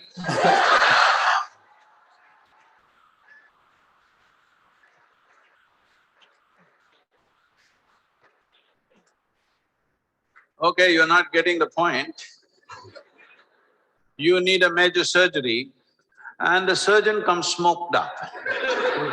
You want the surgery? Oh no. Then you clearly understand This lowers your faculties. I want all of you to look at this. Do you believe you can enhance life by lowering your faculties? Hello? If you want to enhance this life, you must super enhance your faculties. That's the only and only way you can enhance this life. You cannot lower your faculties and think your life is getting enhanced. What kind of stupidity is that? Simply because it makes you a little like this. I can make you feel like this all the time. How's that? No substance. I'm always like this only. Look at my eyes, I'm stoned. Yeah. Never touch a substance but fully stoned all the time. Because I want you to understand this, the greatest chemical factory on the planet is here. If you are a good manager of this, you can create any experience that you want from within and also heighten your faculties. If you're having an experience, even to experience that, your faculty should be heightened, isn't it? Is this the greatest chemical factory on the planet, most sophisticated? Do you agree with me? Are they chemical engineers? So I'm asking, how are you managing your system? What have you done? We gave you such a sophisticated machine. Have you read the user's manual at least? No. Blindly do this and then you think pumping something is going to make this better? No. Believe me, the only and only way you can enhance this life is that your faculties are super bright. The way you see, the way you hear, the way you smell, the way you taste and the way you touch. If this is enhanced, is life enhanced in many ways? There is much more to it. But I'm saying from what you know from your experience. Suppose you could see twice better than somebody who is sitting next to you. Is your life enhanced? If you could taste better than other people, is life enhanced? If you could feel better, is it life enhanced? If you could hear better, is life enhanced? On this level you understand this, but there are many other dimensions of human faculties. If you enhance this, if you sit here, you will be blissed out simply sitting here. You wouldn't want to touch any damn thing because just sitting here is the greatest experience of your life. So, about what is the end game? If you had everything, what would you want? If you had everything that you can ever dream of, everything is right here, what would you want? You must think, isn't it? I won't supply you with an answer. If you do not invest that much thought into your life, that means you're super short-sighted. Hello? This happened to Gautama the Buddha. You heard of Gautama the Buddha?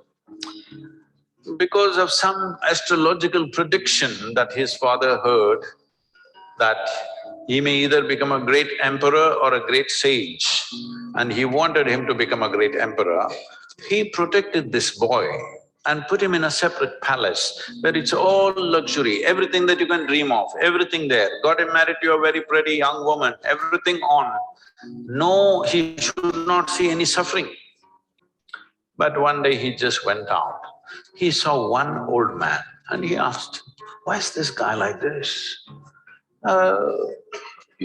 His chauffeur or his chariot driver said, oh, everybody becomes like that after a certain time. He said, what, me? I'm a young prince, will I become like that? Yeah, everybody will become like that. It shook him. Then he saw a man who's suffering with some kind of disease, ailment. Now, why is that guy like that? Said, it'll happen to a lot of people. Who it will hit, there is no prediction. Anybody can become ill. Most people think it happens to other people. No, it can happen to us. Hello? And then he saw a funeral, a dead body. What is that? He said, that is inevitable, everybody will die. Do you also know? You will also die? No, because most people believe other people die. No, intellectually they know, but they think they're forever. No, you must be conscious, you're mortal. Mortal means you have a limited amount of time and energy. If you're always conscious about this, how would you organize your time and energy? You decide. If you're conscious about it. If you think you're a superhuman being, you're not going to die, other people will die, all the best. It'll come. You can realize this on your deathbed and die. See,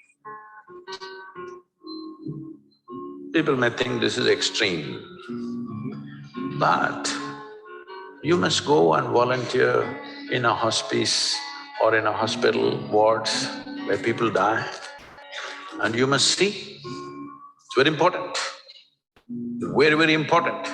Only then you become sensitive to life. Life becomes super valuable because you know it's a limited amount of time. If you watch this, unfortunately today in the world, over 80% of the people, when they… last moment when it comes, when they die, they're not fearful, they're not in pain, they're not in something else, they're just bewildered. A look of bewilderment comes because all their life they just lived their thought and emotion, they never lived a life. This is important, you must understand.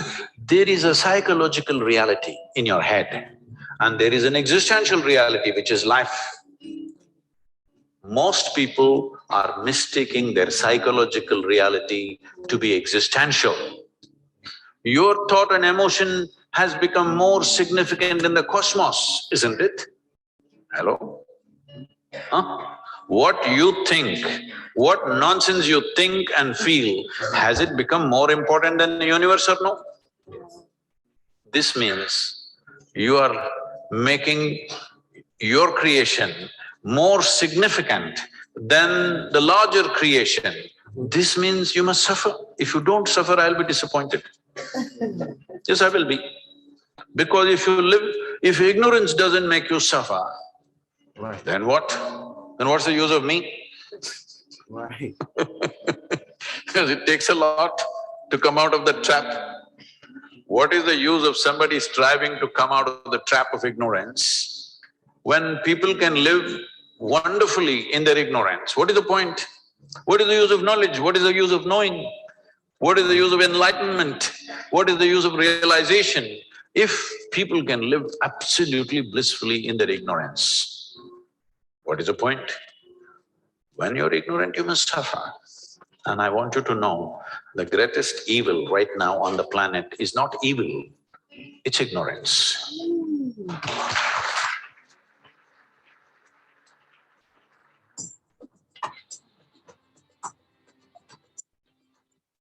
All right, y'all, that was amazing.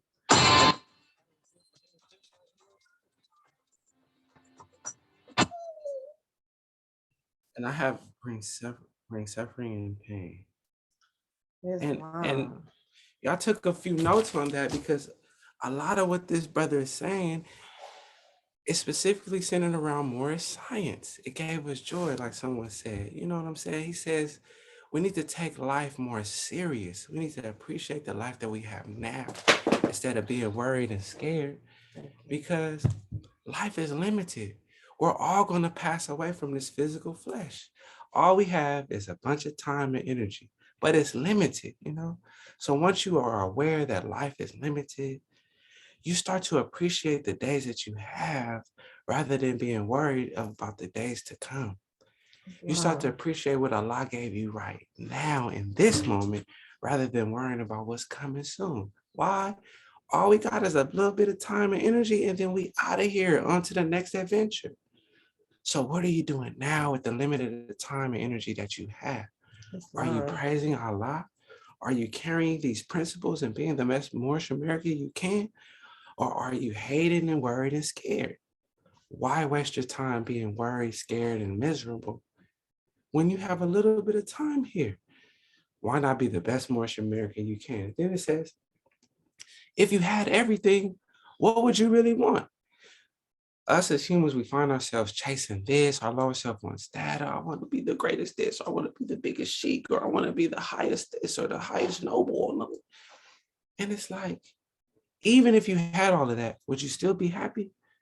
The Quran says that if Allah gave you everything that you could ever ask for, would happiness then dwell in thy gates? We're chasing these things, but these things are not going to bring us happiness. We're chasing our identification, but that's not going to solve your problems or make you happy. This process is not going to solve your problems or make you happy. Life is simply time and energy. What are you doing with your time and energy right now is what is going to make you happy, rather than worrying in 10 years, I'm going to be the biggest boss ever. But you might not be here 10 years from now. What do you do with the time that you have right now? Are you sitting and dwelling with Allah? Are you thanking him for making you and revealing to you that you are a Moorish American and not a Black Negro? If you are conscious that you will pass away one day, your life will be that much more valuable. If you're bored with life, you're not aware that it's limited. If you're irritated and angry, you've forgotten, hey, Allah's going to snatch that body that he made one day. You might want to be happy with the limited time that you had. Life becomes valuable because we know it's limited. The only reason we don't value life is because we've forgotten of its limits. We've forgotten that Allah will not allow us to dwell millions of years. Even though our spirit is ancient, this body here that's experienced in this Allah shining and our children and the frustrations of life, man, life is limited. That's going to pass away one day. So cherish and value what you have now. Then he said one more thing before we go to our video and close. He says the reason people are suffering is because of ignorance. And it's like, he says, some people are living beautifully in their ignorance and they're living a wonderful life in their ignorance. What's the point of learning? What's the point of educating yourself?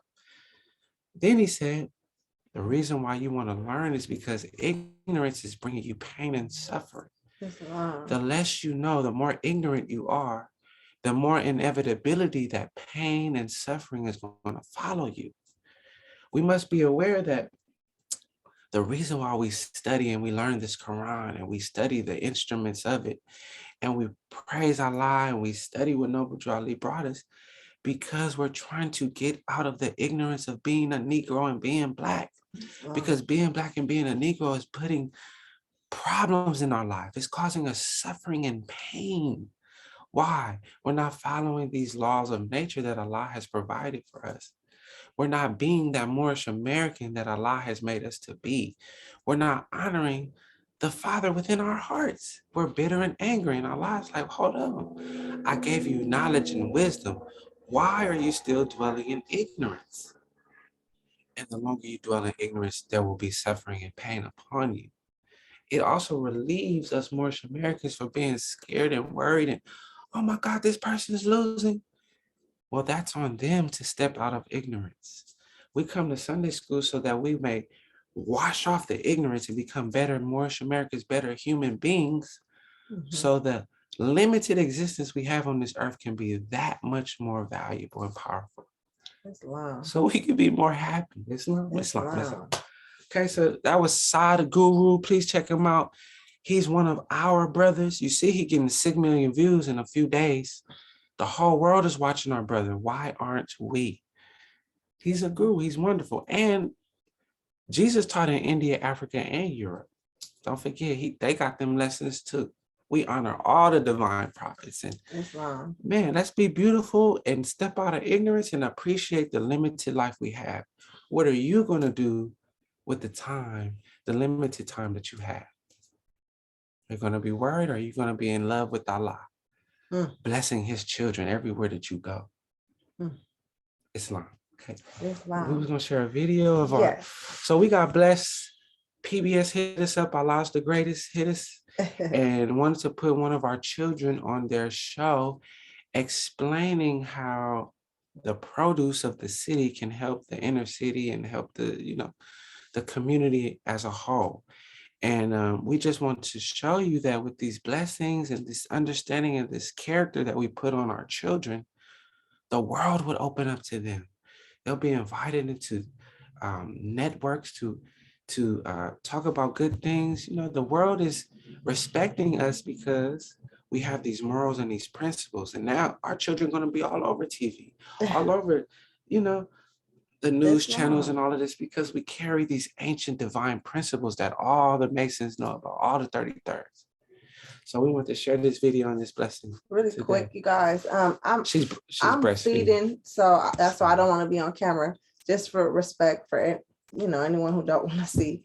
But so really quick, you guys, we have a side business here in Los Angeles, and we sell organic juices with sea moss in them, right? And so here in Compton, we partnered up with the Compton Community Garden, and we grow our kale there. We grow watermelon there, melons, peppers. So we were able to be taught how to grow organic fruits and vegetables and herbs and things like that. And the director or the owner is Dr. Ross. And Dr. Ross is a neurosurgeon. And I love Dr. Ross, y'all. I love this man. Like, he is, you know, somebody that I look up to. He's a neurosurgeon, and right now he works for Pfizer. And so he gives free, right? Absolutely free summer and winter gardening classes. And we go to them every year. And so he teaches children, adults, whoever wants to come learn at the Compton Community Garden about you know, gardening and things like that. And so we partnered up with them because, you know, we sell juices, organic juices. And so we wanted to save some money and grow our own produce because, you know, things are extremely expensive right now. And so Chef Roy Choi, he's an Asian brother who has a show on KCET called Broken Bread. And he decided to, you know, to like come to Compton and like talk about our gardening. And so we went there, we were told, you know, come bring the children. And so we went on the day of filming, and this was last year when they did the filming. And so our children are, you know, on the show, and we didn't know like what part was going to be showed on the show, but then they aired it 2 Tuesdays ago. And so our children were on there. And so we would just want to share this with you guys. The show is called Breaking Bread. It's on KCET. There's also an app you can download. It's called Taste Made. And you can watch the show on there as well. So it says that only you can share on the thing. So I think you have to allow me to share really quick. Okay. Breaking Bread, Compton, KCET. Oh, here's some other notes too, if y'all. How do I do this? Start broadcast. Don't bite me, mommy. My daughter and I love your penmanship. Oh, Islamism. Oh, yes. And another thing about that is, I wish that more of our Moorish brothers, you know, men will write, you know, with good penmanship. I think it's very important because a lot of our men don't care about their writing. And I think that's very important. Islam, thank you for that. Islamism. Okay, go ahead. Oh, that's my auntie. Used to enrich a community. For the city, it's easier to just leave it vacant and not help the community. Correct. Than to make an investment that would enrich the community. This is another one right here. It's been sitting there for at least 30 years. This community can be so much more than it is right now. The areas most affected by an overabundance of liquor stores and fast food chains are suffering from a long history of discrimination. The gardens that Dr. Ross and the community are building are changing that landscape, providing education and supplying families with nutritious ingredients. Are you ready to get your hands dirty? Sure. Yeah, so we're actually gonna show you how to harvest some of this kale that we're gonna make a salad with. Yeah. All right. How long you been with the garden, C3? I think like a couple months. Really quick, that's our son, C3, you guys. Okay. Honestly, this is my favorite part, like working with the youth and getting them out here to see what their food looks like before it's cooked and before it's like, you know, put on the table. A lot of kids get out here and they're so like excited, like, wow, I didn't know kale looked like this. I didn't know watermelon grew on the vine. But yeah, it just gets them in tune with the value of the city, you know? Compton gets labeled off as low income, you know, or underdeveloped, but if you're rich in soil and rich in like agricultural capabilities, then you're actually a very rich and wealthy city. And the people. Exactly, the people. Wow, these smell so good, huh? Yeah. The chocolate mint? I'm a really big chocolate mint person. I love chocolate. Like that? Yeah, perfect. All right. Yes. Okay. All right. And I like these zucchini flowers back here too. Have you ever eaten those? I don't like zucchini. You don't know, but the flowers are delicious, I swear. This is the flower. So here's the squash here and then the flower. Yeah. Oh, that smells so sweet. I know, right? Shakira, you can actually put those scraps in the compost bin. And then just put everything in there. The thing I love about being plant-based is that nothing goes to waste, you know, especially you know, working in the garden. That is the best thing because nothing actually goes to waste. Yeah, and everything has a purpose, you know, just like us. You know, every single person here has a role that they're supposed to fulfill. It's all connected. Yeah. We can produce so much food just from a small amount of space. Yes. I want this to be a model for all municipalities to see what can happen with vacant lots. Yes. These macro things that seem so far away from us can start with the one step. Each step, one foot in front of the other, and this will grow into a bigger one, and then 1 kid to 5 kids to 1,000 kids. Correct. And then it keeps going.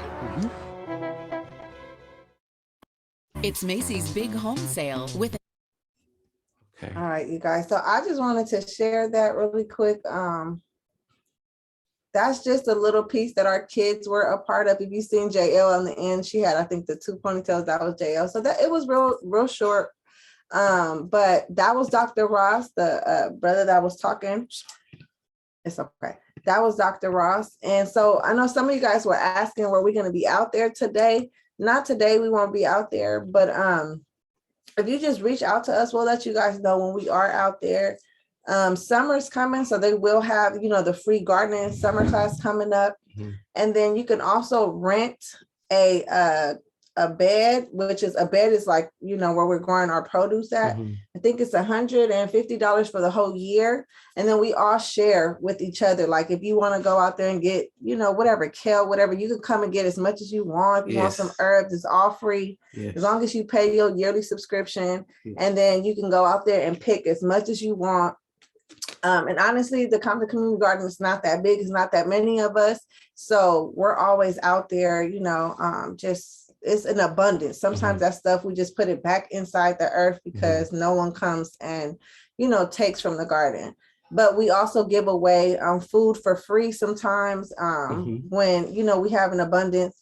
We'll have like a food giveaway and we'll do things like that. And then we also have markets there where we sell our juices sometimes. But it's a really great space and it's here in Compton. It's called the Compton Community Garden. You can Google it if you guys are in LA. So that was it. That's just a little piece that our kids were a part of. Let me see. I know you guys are going up in the chat. Let me see what people are saying really quick because we haven't had a whole lot of time to be able to look at the chat, but I do see you guys are commenting. So let's see. And my husband is writing stuff down for you guys. Can you please let me know so I can come through? I want to rant one as well. I'm right around the corner from y'all. I absolutely love it. Oh, sure. Okay, sis. Yes. Compton Community Garden. Yes. Yes, it's Sister Gilchrist Bay. We will let you know, sis. We can come out whenever we want to. Actually, we have like the code to get into the gate and things like that. So we'll let you guys know. And actually what is Tamu? He's like the manager or something. There's a brother who's also. He was in our temple. Yeah, he was in our temple. He doesn't come as much. He just lost his father. So there's a Moorish brother who runs the whole thing. He's younger than us, but he's actually running this. So he's like the manager there. And he's also a Moorish brother. So yeah, Tamu is there, and he has books out called Hood Healthy, I think it's called. But when we get his stuff, we'll actually share with you guys. That way we don't mess it up. But okay, so that was that. Yes, brother Tamu Asir Bey. Thank you, Sister Jackson. Yes, that's him. Tamu, yeah. All right, and then there's one more video I wanted to share with you guys because everyone wasn't here last week. So we wanted to share one more video with you guys really quick. Right, that's up. Maybe they wanted to get some. Okay, so is it sharing? Yeah, now you just gotta go to it. All right, let me see where this video. That is on iMovie or something like that.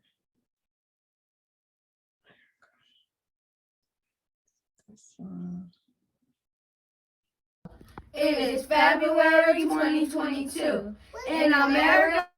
Sorry, guys. Stop sharing. You want to go with Mia? Okay, go ahead. All right, here we go.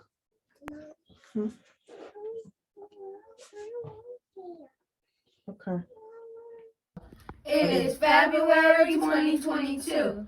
In America, we are celebrating Black History Month. What is black? Black is a color which results from the absence of visible light. Black has often been used to describe evil, night, and sadness. Black is associated with death, evil, witches, and magic. Black seems negative. Look at your skin. Is it the color black? No. So why do you call yourself black? Who told you that you were black? The slave masters? Slavery doesn't exist anymore. We can let that go. Ooh. Is black a noun or an adjective? A noun is a person, place, thing, or an idea. An adjective describes a noun. I'm a noun, not an adjective. So what exactly is Black History Month? Black History Month is the observance of Black people's history. It is observed in February, which is the shortest month of the year. Does that not bother you? Black history begins with slavery. Is that how you want to remember your ancestors? Because I don't want to remember my ancestors that way. I want to remember Mansa, Musa, and Queen Amanatu. Our American government is mostly ran by European Americans. Europeans aren't even indigenous to our land. European Americans are the true immigrant children. They try to steal all of our history and try to make it theirs. Europeans are obsessed with our history, especially our pyramids in South America and Egypt. Those were built by my ancestors. This is what Morgan Freeman has to say about Black History Month. Black History Month you find ridiculous. Why? You're going to relegate my history to a month? Oh, come on. What do you do with yours? Which month is White History Month? Come on, tell me. Well, I'm Jewish. Okay, which month is Jewish History Month? There isn't one. Oh, why not? Do you want one? No. All right, I don't either. I don't want a Black History Month. Black history is American history. How are we going to get rid of racism until... Stop talking about it. I'm going to stop calling you a white man. Yeah. And I'm going to ask you to stop calling me a black man. I know you as Mike Wallace. You know me as Morgan Freeman. You want to say, well, I know this white guy named Mike Wallace. You know what I'm saying? Isn't it interesting that the pale-skinned man claimed his nationality but just threw out Morgan Freeman as black? Morgan Freeman is Moorish by birthright. All melanated people are Moorish by birthright. He can also be Jamaican, Brazilian, Cuban, or Nigerian. Melanated people have nationalities too. The great God Allah sent our prophet, Noble Drew Ali, to save our nation from the wrath of Allah. Wake up, Moorish Americans. You are not black, Latino, or Hispanic. You are North and South America and adjacent island. We are all brothers and sisters, the best, the smartest, and the strongest that this world has to offer. Allah sent Jesus and our prophet to save us from the oppression of the pale skinned nation. Remember, you are the gods of this nation. Islam. They was getting tired at the end, like, man. Yeah, okay, pushing Yeah, it on us, recording is kind of hard. but we appreciate the perseverance. They got it done, got it through. It just showed them, work, it gets you tired, it gets you, but they made it through, man. They did it. They did it. That was so nice. It's so beautiful, right? Yes. So we did that for the class, huh? Yeah, we did that for the class. Well, I homeschooled the kids, so that was a part of their project for Black History Month. So that's why they had to do it. But yeah, we did it for you guys. Really, because we have, no one else to kind of share it with. It's just us in the classroom. And so I told them we could share this to Sunday school, Sunday school, but it was a project for them. It was a grade. And so that was just something that we did for Black History Month. So thank you guys. Thank you. Everyone said they did amazing. They're online, you guys. They're in their rooms online too. So they're reading your comments and I'm sure they're so thankful for that. We do have a question, Sister Aphrodite. Okay. Yes.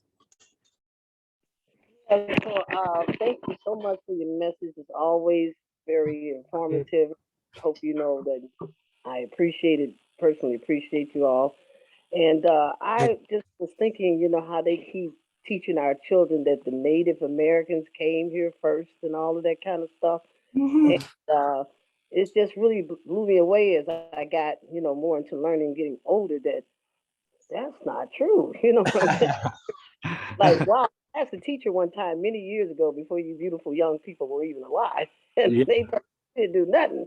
And I was like, oh, so all we had was Phyllis Wheatley with the poems, and that's it. And I something was wrong. I was so young, but something told me something is terribly wrong with this. And then also growing up in the churches, they give you the white Jesus every Sunday. They kidnap you from Sunday school all the way through the main service and had the nerve to tell you come back that night. Oh my God. Yes. Yes. Anyway, I wanted to let you know real quickly because old people will take up too much time if you don't watch this. But anyway, I just want to tell you, brother, it really go like this.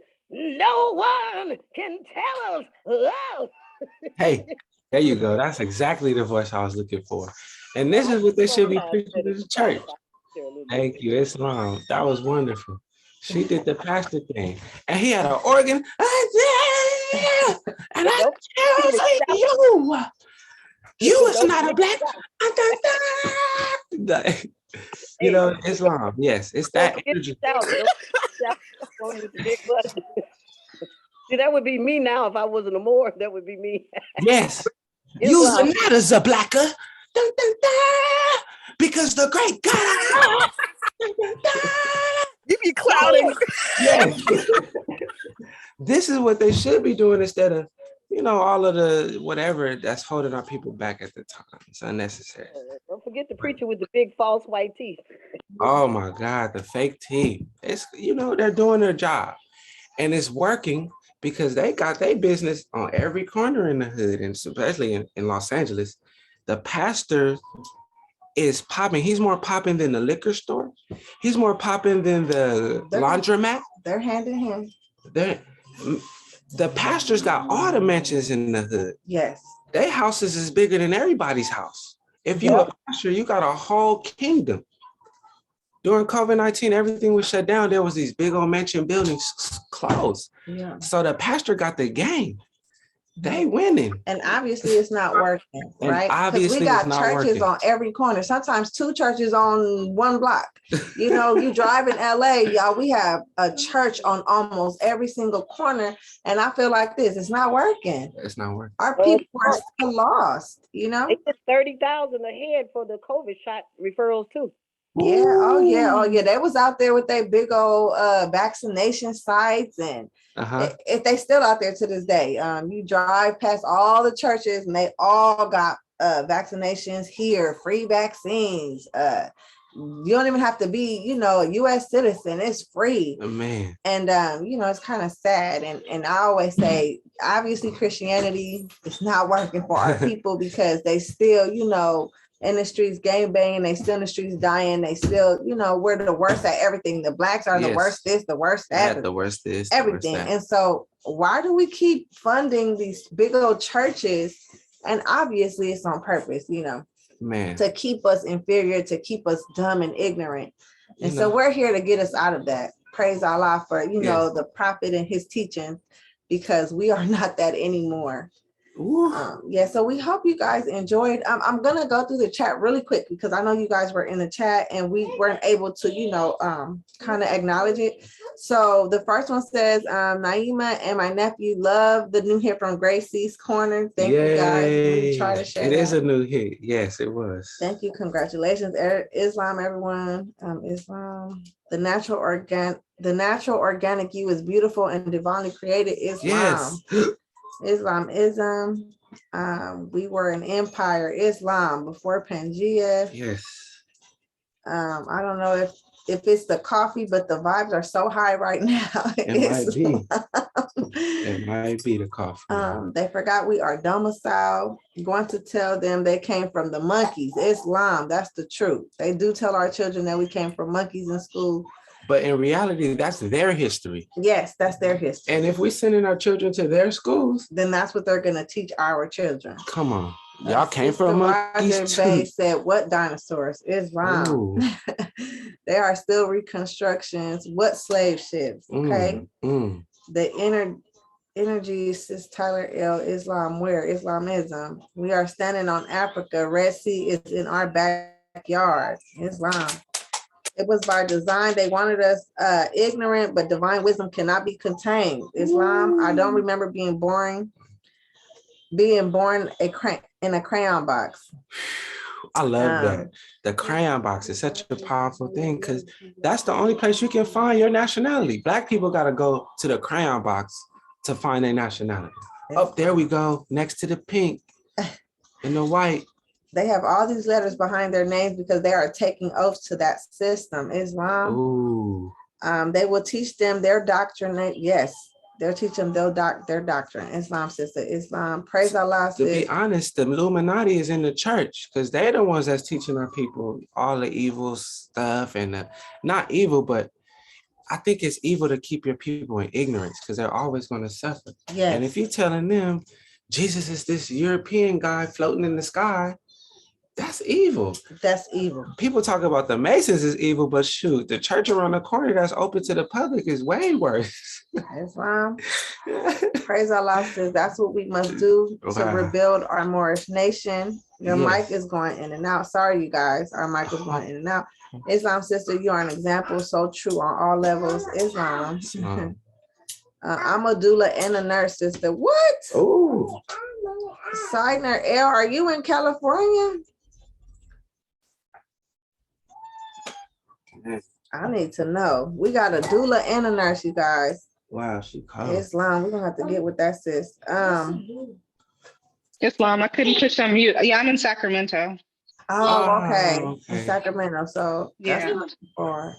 Islam says we need you. We need you absolutely. Just for the temple, period. I wish you was in LA. Right. But yes, Islam, that's beautiful to know, sis. We need more sisters like you. Yeah, there's still I do virtual things also because you have even as a hospital birth, you have rights as far as if you don't want your child to be any vaccinations or anything like that. You have rights that you just don't, they won't tell you about it. The hospital's not going to volunteer information to you. So it's just a person who's a barrier for, an advocate for the mother to make sure that the family is getting the services that they need so they can bring divine life into this sphere. So that's what I do. But if you have any questions, we can definitely link up and chat because it can go how it goes. Yeah, absolutely, sis. I will be reaching out. Could you send me your Islam, yeah. I love nurses, man. Direct message. When JL came into being, the nurses they're the angels. They really are the angels. Y'all come in and assist the mother to recover and help her have that baby and know what she needs and read her vitals. And yes, man, these are the real angels, these nurses. Thank you, Islam sister. Wow. Nurses are the coldest thing I've ever witnessed. Like all of the work that they put in to understand the body, understand what you need, dealing with. They have to deal with anybody that comes in that hospital. Maybe it be somebody living on the street or somebody they gotta, kind of nurse that person back together.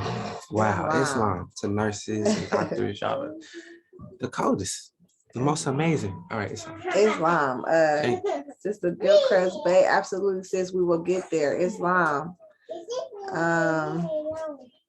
Okay, the depths of the lie of this lie, they are the deceivers. Yes, they are. These meanings just gave me more power to the born I thought I knew. Ooh. 222, a change don't come for us today. Be free, Islam, I shall. A brother made a video on this on TikTok, and I checked the site. Look who the CDC recognizes. So brother J.L. Boyd L shared a link there, you guys, for TikTok. We should check that out. Break it down, brother. Islamism, praise Allah. Say it with your chest out. For real. I love this. All praises due to Allah. It sickens me that people think they came from crayons. Best Sunday school ever. Thank you, guys. It sickens me too that people think they came from crayons. It fascinates my mind how people can believe they're the same color as a crayon, a whole Crayola. Yeah. Yeah. I don't see Korean, I don't see German, I don't see Mexican, I don't see Peruvian in the crayon box. Oh, where's the color Venezuelan? Venezuelan lives matter. Okay, cool. Colors has no flag. We are the first and the last. We are the people, not persons. Right. We are the Alpha and Omegas in the beginning and the end. None before us and none after us. Nope. What I love the most is the oneness of you two working with the will of goodness and mercy. The laws vary, which is the force. Islam. This is why I love us. Ashe. Islam. M. Tyler L. They embrace the turban and pin while they cover a trophy in the wind. I have had a few old school brothers praising me and sending salutations to Islam. And one brother said they've come back. Islam. We have. Exactly. They could have housed all the homeless. That's what I was saying. That's what she was saying. I kept saying that, y'all, the whole time during COVID, we driving and I see all these closed churches. Mansions. I said, if they cared about our people, they would open it up, feed our people. They would house our people. They would let them bathe at least if they cared about the spread of the virus and all this other stuff. That's how I feel. This whole time, I'm like, why are the churches closed? How? I thought the same. What about God and Jesus? Can't Jesus come and save them, Lord? What happened to the miracles? Pass them out. One touch, COVID-19 is gone. Right. What happened to Praise God. It should have been a line out the door just praising, no more COVID. Spiritual water. I almost choked on my teeth just now. Y'all too funny. I can't. Lord, bless them. Right. I love y'all. They catch them with the sheet. Right. Throw the sheet on. No, they were closed during the pandemic, the real pandemic. But the temple was open. It's wild. So is this really religion? Is this really where you go to get saved and spiritually? But when a real pandemic come, they closed on you. That's where you go to get 5013 seed. This is where if the black man want a mansion, he has to become a pastor. Mm-hmm. Islam. And he has to bury his own people. Ooh, yes. For that bread, for that Bentley. Oh yeah. Okay. And all his children and anybody that he choose on his administration, his board of the congregation can go to school fully paid for. He could put everybody in the congregation, anybody who has paid tithes, anybody who has been part of the membership is so entitled to have them and their whole family be tax exempt and to have all their medical bills and their homes and housings, everything paid off. That's how they working it. But nobody knows this. And when I told my daughter's grandmother to tell that to the pastor, he almost sent her home. Yeah, he will. But wait, hold on. If the government says you can't pray to Jesus anymore, close your doors. Guess what? They're gonna close them doors and send all their congregation home. Sorry, no prayers today. Yeah, because they get funded, by Sorry, Jesus is closed. And that's not the Jesus we know of. No, exactly. Sorry, religion is closed down. The government said we gotta close the doors because they're gonna take our funding. Is that your religion? When the You guys are the government greatest Sunday school mine and my children have ever been to. I love you guys so much. Your youth, your energy, and y'all as a couple, young, have so much, oh my goodness, vitality.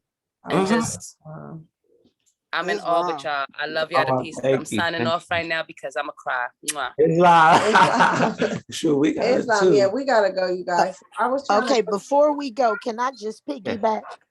Yes, Islam. Islam. This is Sister Presley Bey. I just want y'all to know that y'all are such an encouragement. Like y'all are the power twins of the temple right this second, right now, and it's now. I agree. And I am so grateful to see brothers and sisters stand up together. But I did have a question. Yes. Even with the doula and the nursing and different things that are coming up in the conversation, has any of the women that are in birthing age groups considered creating maybe something of where we can get together and the sisters can maybe sell their breast milk as a business that's part of the temple, that we can purchase breast milk for all ages of anybody, but primarily to women who maybe can't continue to breastfeed or come down with an illness and they can't breastfeed, that we will nurture one another's children and make it a business to where we can pump anything that's extra or left over, freeze it. It's good for all of 7 to 14 days and get that out to women and the babies and different people who need it. Some of the illnesses even that we're dealing with in the human body, if we can get the sisters to be able to pass a physical that we agreed that was up to par, then those sisters could then come and maybe it could start off as like a donation type of thing and then maybe build into a business, but for the temple itself be something that we could tap into and utilize amongst one another to be able to nourish our children appropriately. That would be just amazing. a question. Did y'all get chills though? Because I got chills. That's powerful. That's really good. Allah makes no mistakes. No. Yeah. I mean, I'm just asking. It's been on my heart for a couple of months now. The reason why I speak about it, and I'll give a short testimony for those who don't know. With my last son, Master James, in me delivering him 6 weeks of my checkup, I was diagnosed with triple negative breast cancer. So I then could no longer nurse. I had been nursing from the one breast that was okay, but once I started chemo, I wasn't able to continue to nurse. Something like this, maybe through a doula program or something that we could create within the temple. We could start it off and be selfish amongst ourselves as Moors, but be selfless as it grew to offer to the neighboring communities outside of the temple as a business and get it trusted and put into a trust and everything for us all. But it's my small mind looking on a grander scale. All praises be to Allah, but it's something that we could do to assist, and for that way the mothers who their children grew out of nursing could still keep their milk generated. And we can't go without the business, because as long as the mommies are eating, we have product. Yes. Islam, that's a great idea, sis. We just to be honest, I'm a breastfeeding mom, and I didn't pump at all for JL, because even my husband would be so mad, like, why won't you pump? And I'm gonna be honest with y'all, the pumping for me is I have to sit there and be tied to this machine, and it was just a lot for me. But now they have, I was just showing my husband, they have these things, you just put them on there, you could just walk around. They have the electric wireless pumps. Yes, they have the electric pump. I have fed NICU units since I started having children, and my oldest son is 30. Wow. And the breast cancer hit me 10 years ago. But prior to that, I have fed every NICU unit for at least 6 months after having my child. And I never dried up. I didn't allow it to dry up. People tried to tell me, oh, that's why you got breast cancer, because you didn't give your body rest and you didn't allow your milk to dry up and blah, blah, blah, blah, blah.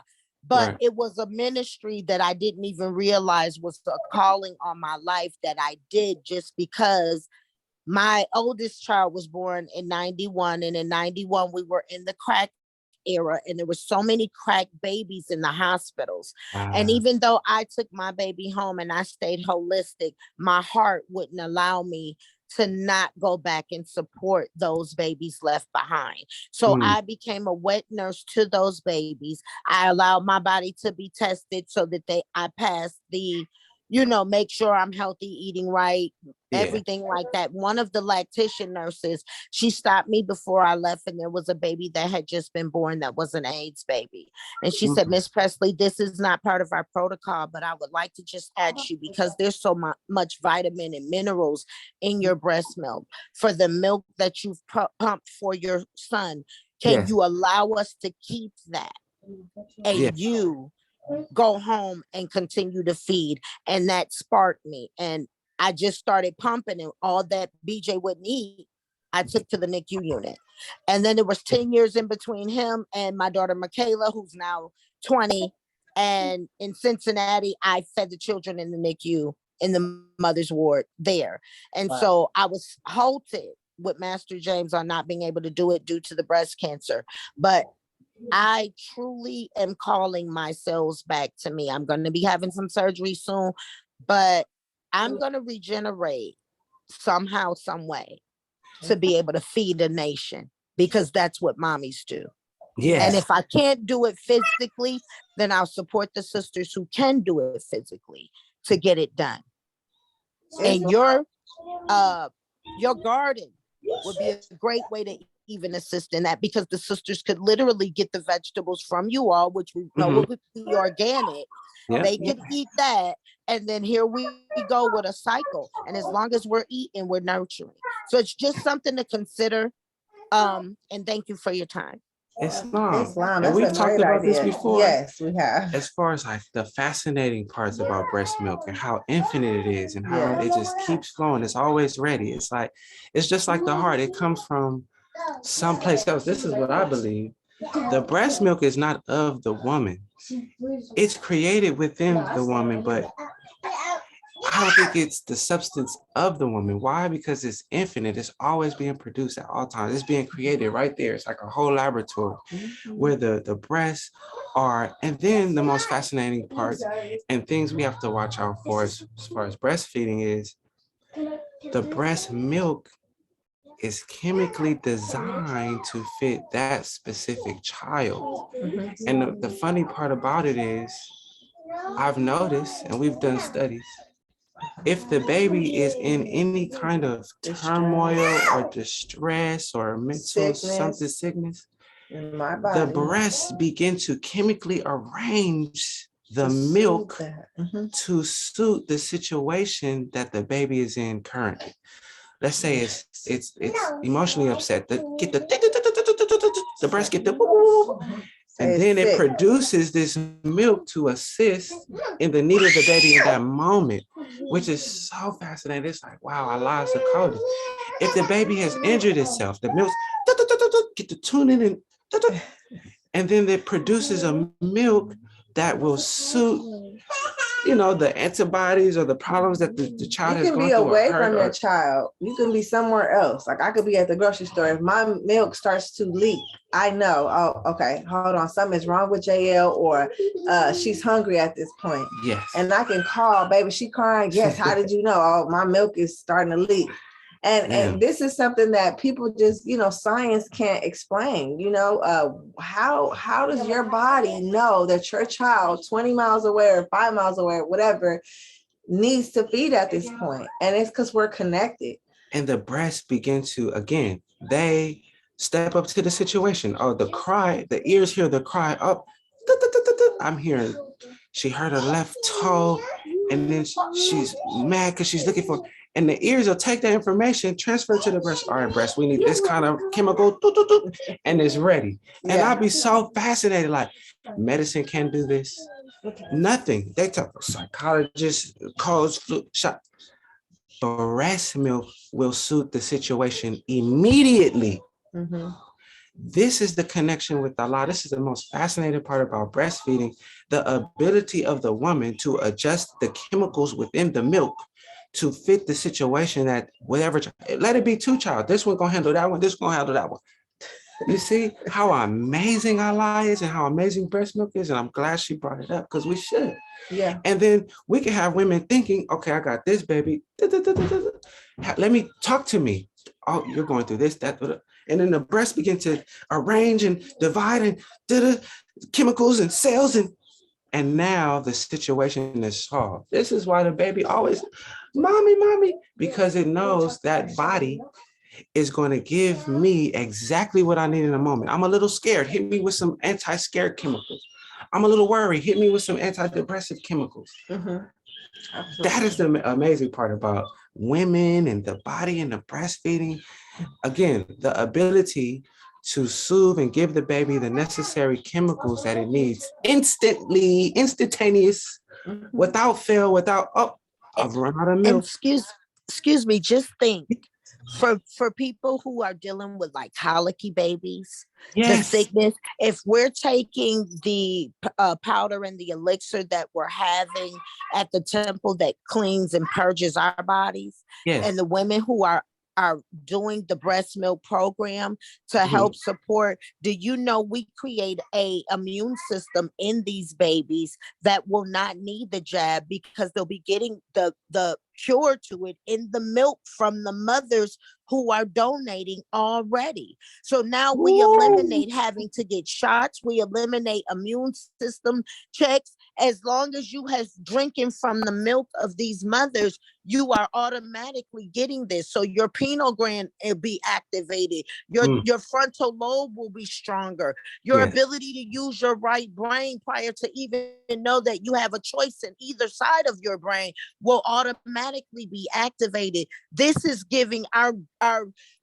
law powers to our children through our mothers. And if our fathers would continue to support emotionally to the mothers, then we have created the triangle of life that turns into the circle of abundance, and the Moors continue to double up and rise. I'm just saying, I don't have all the answers, but this has been something that I've been back and forth with for about 2 years now. And if the temple is a place that I can bring it to fruition with the assistance of mothers who are physically going to be able to do the work, then come get your girl and let's make it happen. We got divine gold right here. And it's priceless. Right here.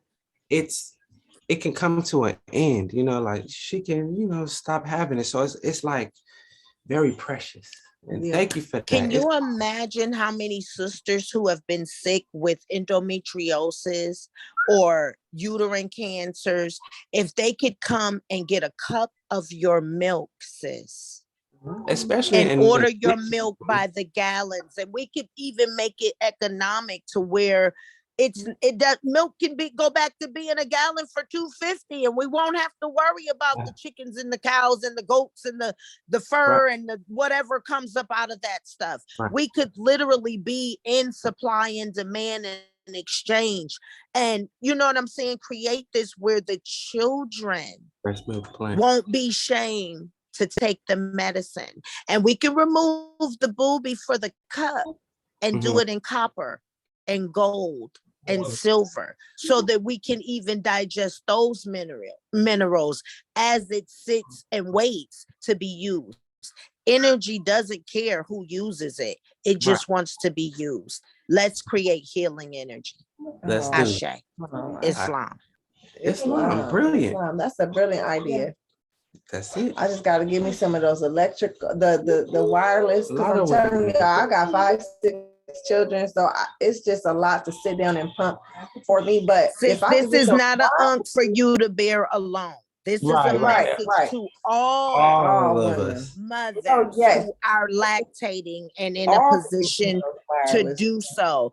If I check in my closet and I still have my machine, you can send me your address and I'll send you one. Most women get them free. Yeah. Insurance will pay for them now. Yeah, most that's what I mean. Can get them free. But I mean, if you wanted to sterilize mine, it's been sitting 10 years, but you can sterilize it and have it if you wanted. But it's just an idea. It's just an idea. You don't have to walk around feeling like you've got the dairy product in the grocery store attached to you. But if your baby eats, and I know I always created extra milk. So instead of just walking around full and swole all day, it worked for me to go ahead and pump because I fed on demand. So I was always swole. And so by the time they finished, eating, there was so much more to give. And then if I wanted celery and peanut butter or, an Italian salad or anything like that, I was still leaking. So I might as well pump the stuff and store it and give it away. Right. Islam. It's true. Especially from an ancient indigenous Moorish American woman. Now you got in that milk the ingredients to be a genius. You're bringing human life into being, as far as those are the divine minerals that you need. This is an indigenous woman, first woman on the land, tied into Jesus. Wow. Okay. You'd be surprised. The human milk is the only milk that doesn't cause mucus in the human body.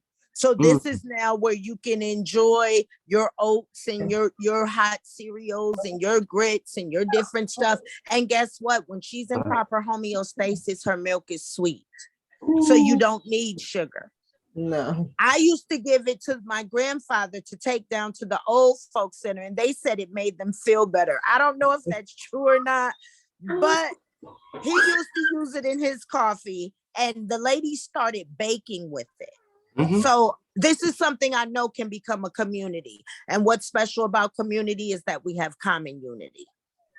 Is there anything else we need to do before we head out? We gotta close out. Yeah, it's getting. Okay. It's time. Islam, thank you, sister, for all your information. We want to talk about that. I think there's a sisters auxiliary. And if we start the sisters auxiliary, this could be something that we bring up. Islamism. With that being said, we're going to go ahead and close out, get our day started. Babies is waiting for us. Yeah. But Islamism, I hope you learned something today. We talked about a lot. I hope you got those notes. Why are we descendants of the Moorish? Why are we descendants of Moroccans? What does that mean? Why are we Moorish American? You should have that. Hopefully you were inspired, and that makes you, better than Moorish American. We will see you next Sunday. Okay. Same time. And our Zoom is popping. 2 fingers up on the right, 5 on the left. Please sit or stand in silent benediction as I pray us out. Allah, please bind our hearts and minds back to our ancient fathers' divine creed and principles. This we ask in thy holy name and the 7 Elohim. Amen. Amen. Islam. Thank you. Great class. Great Love class. you all. We hope to see you guys next week. See you next week. Love y'all. Peace.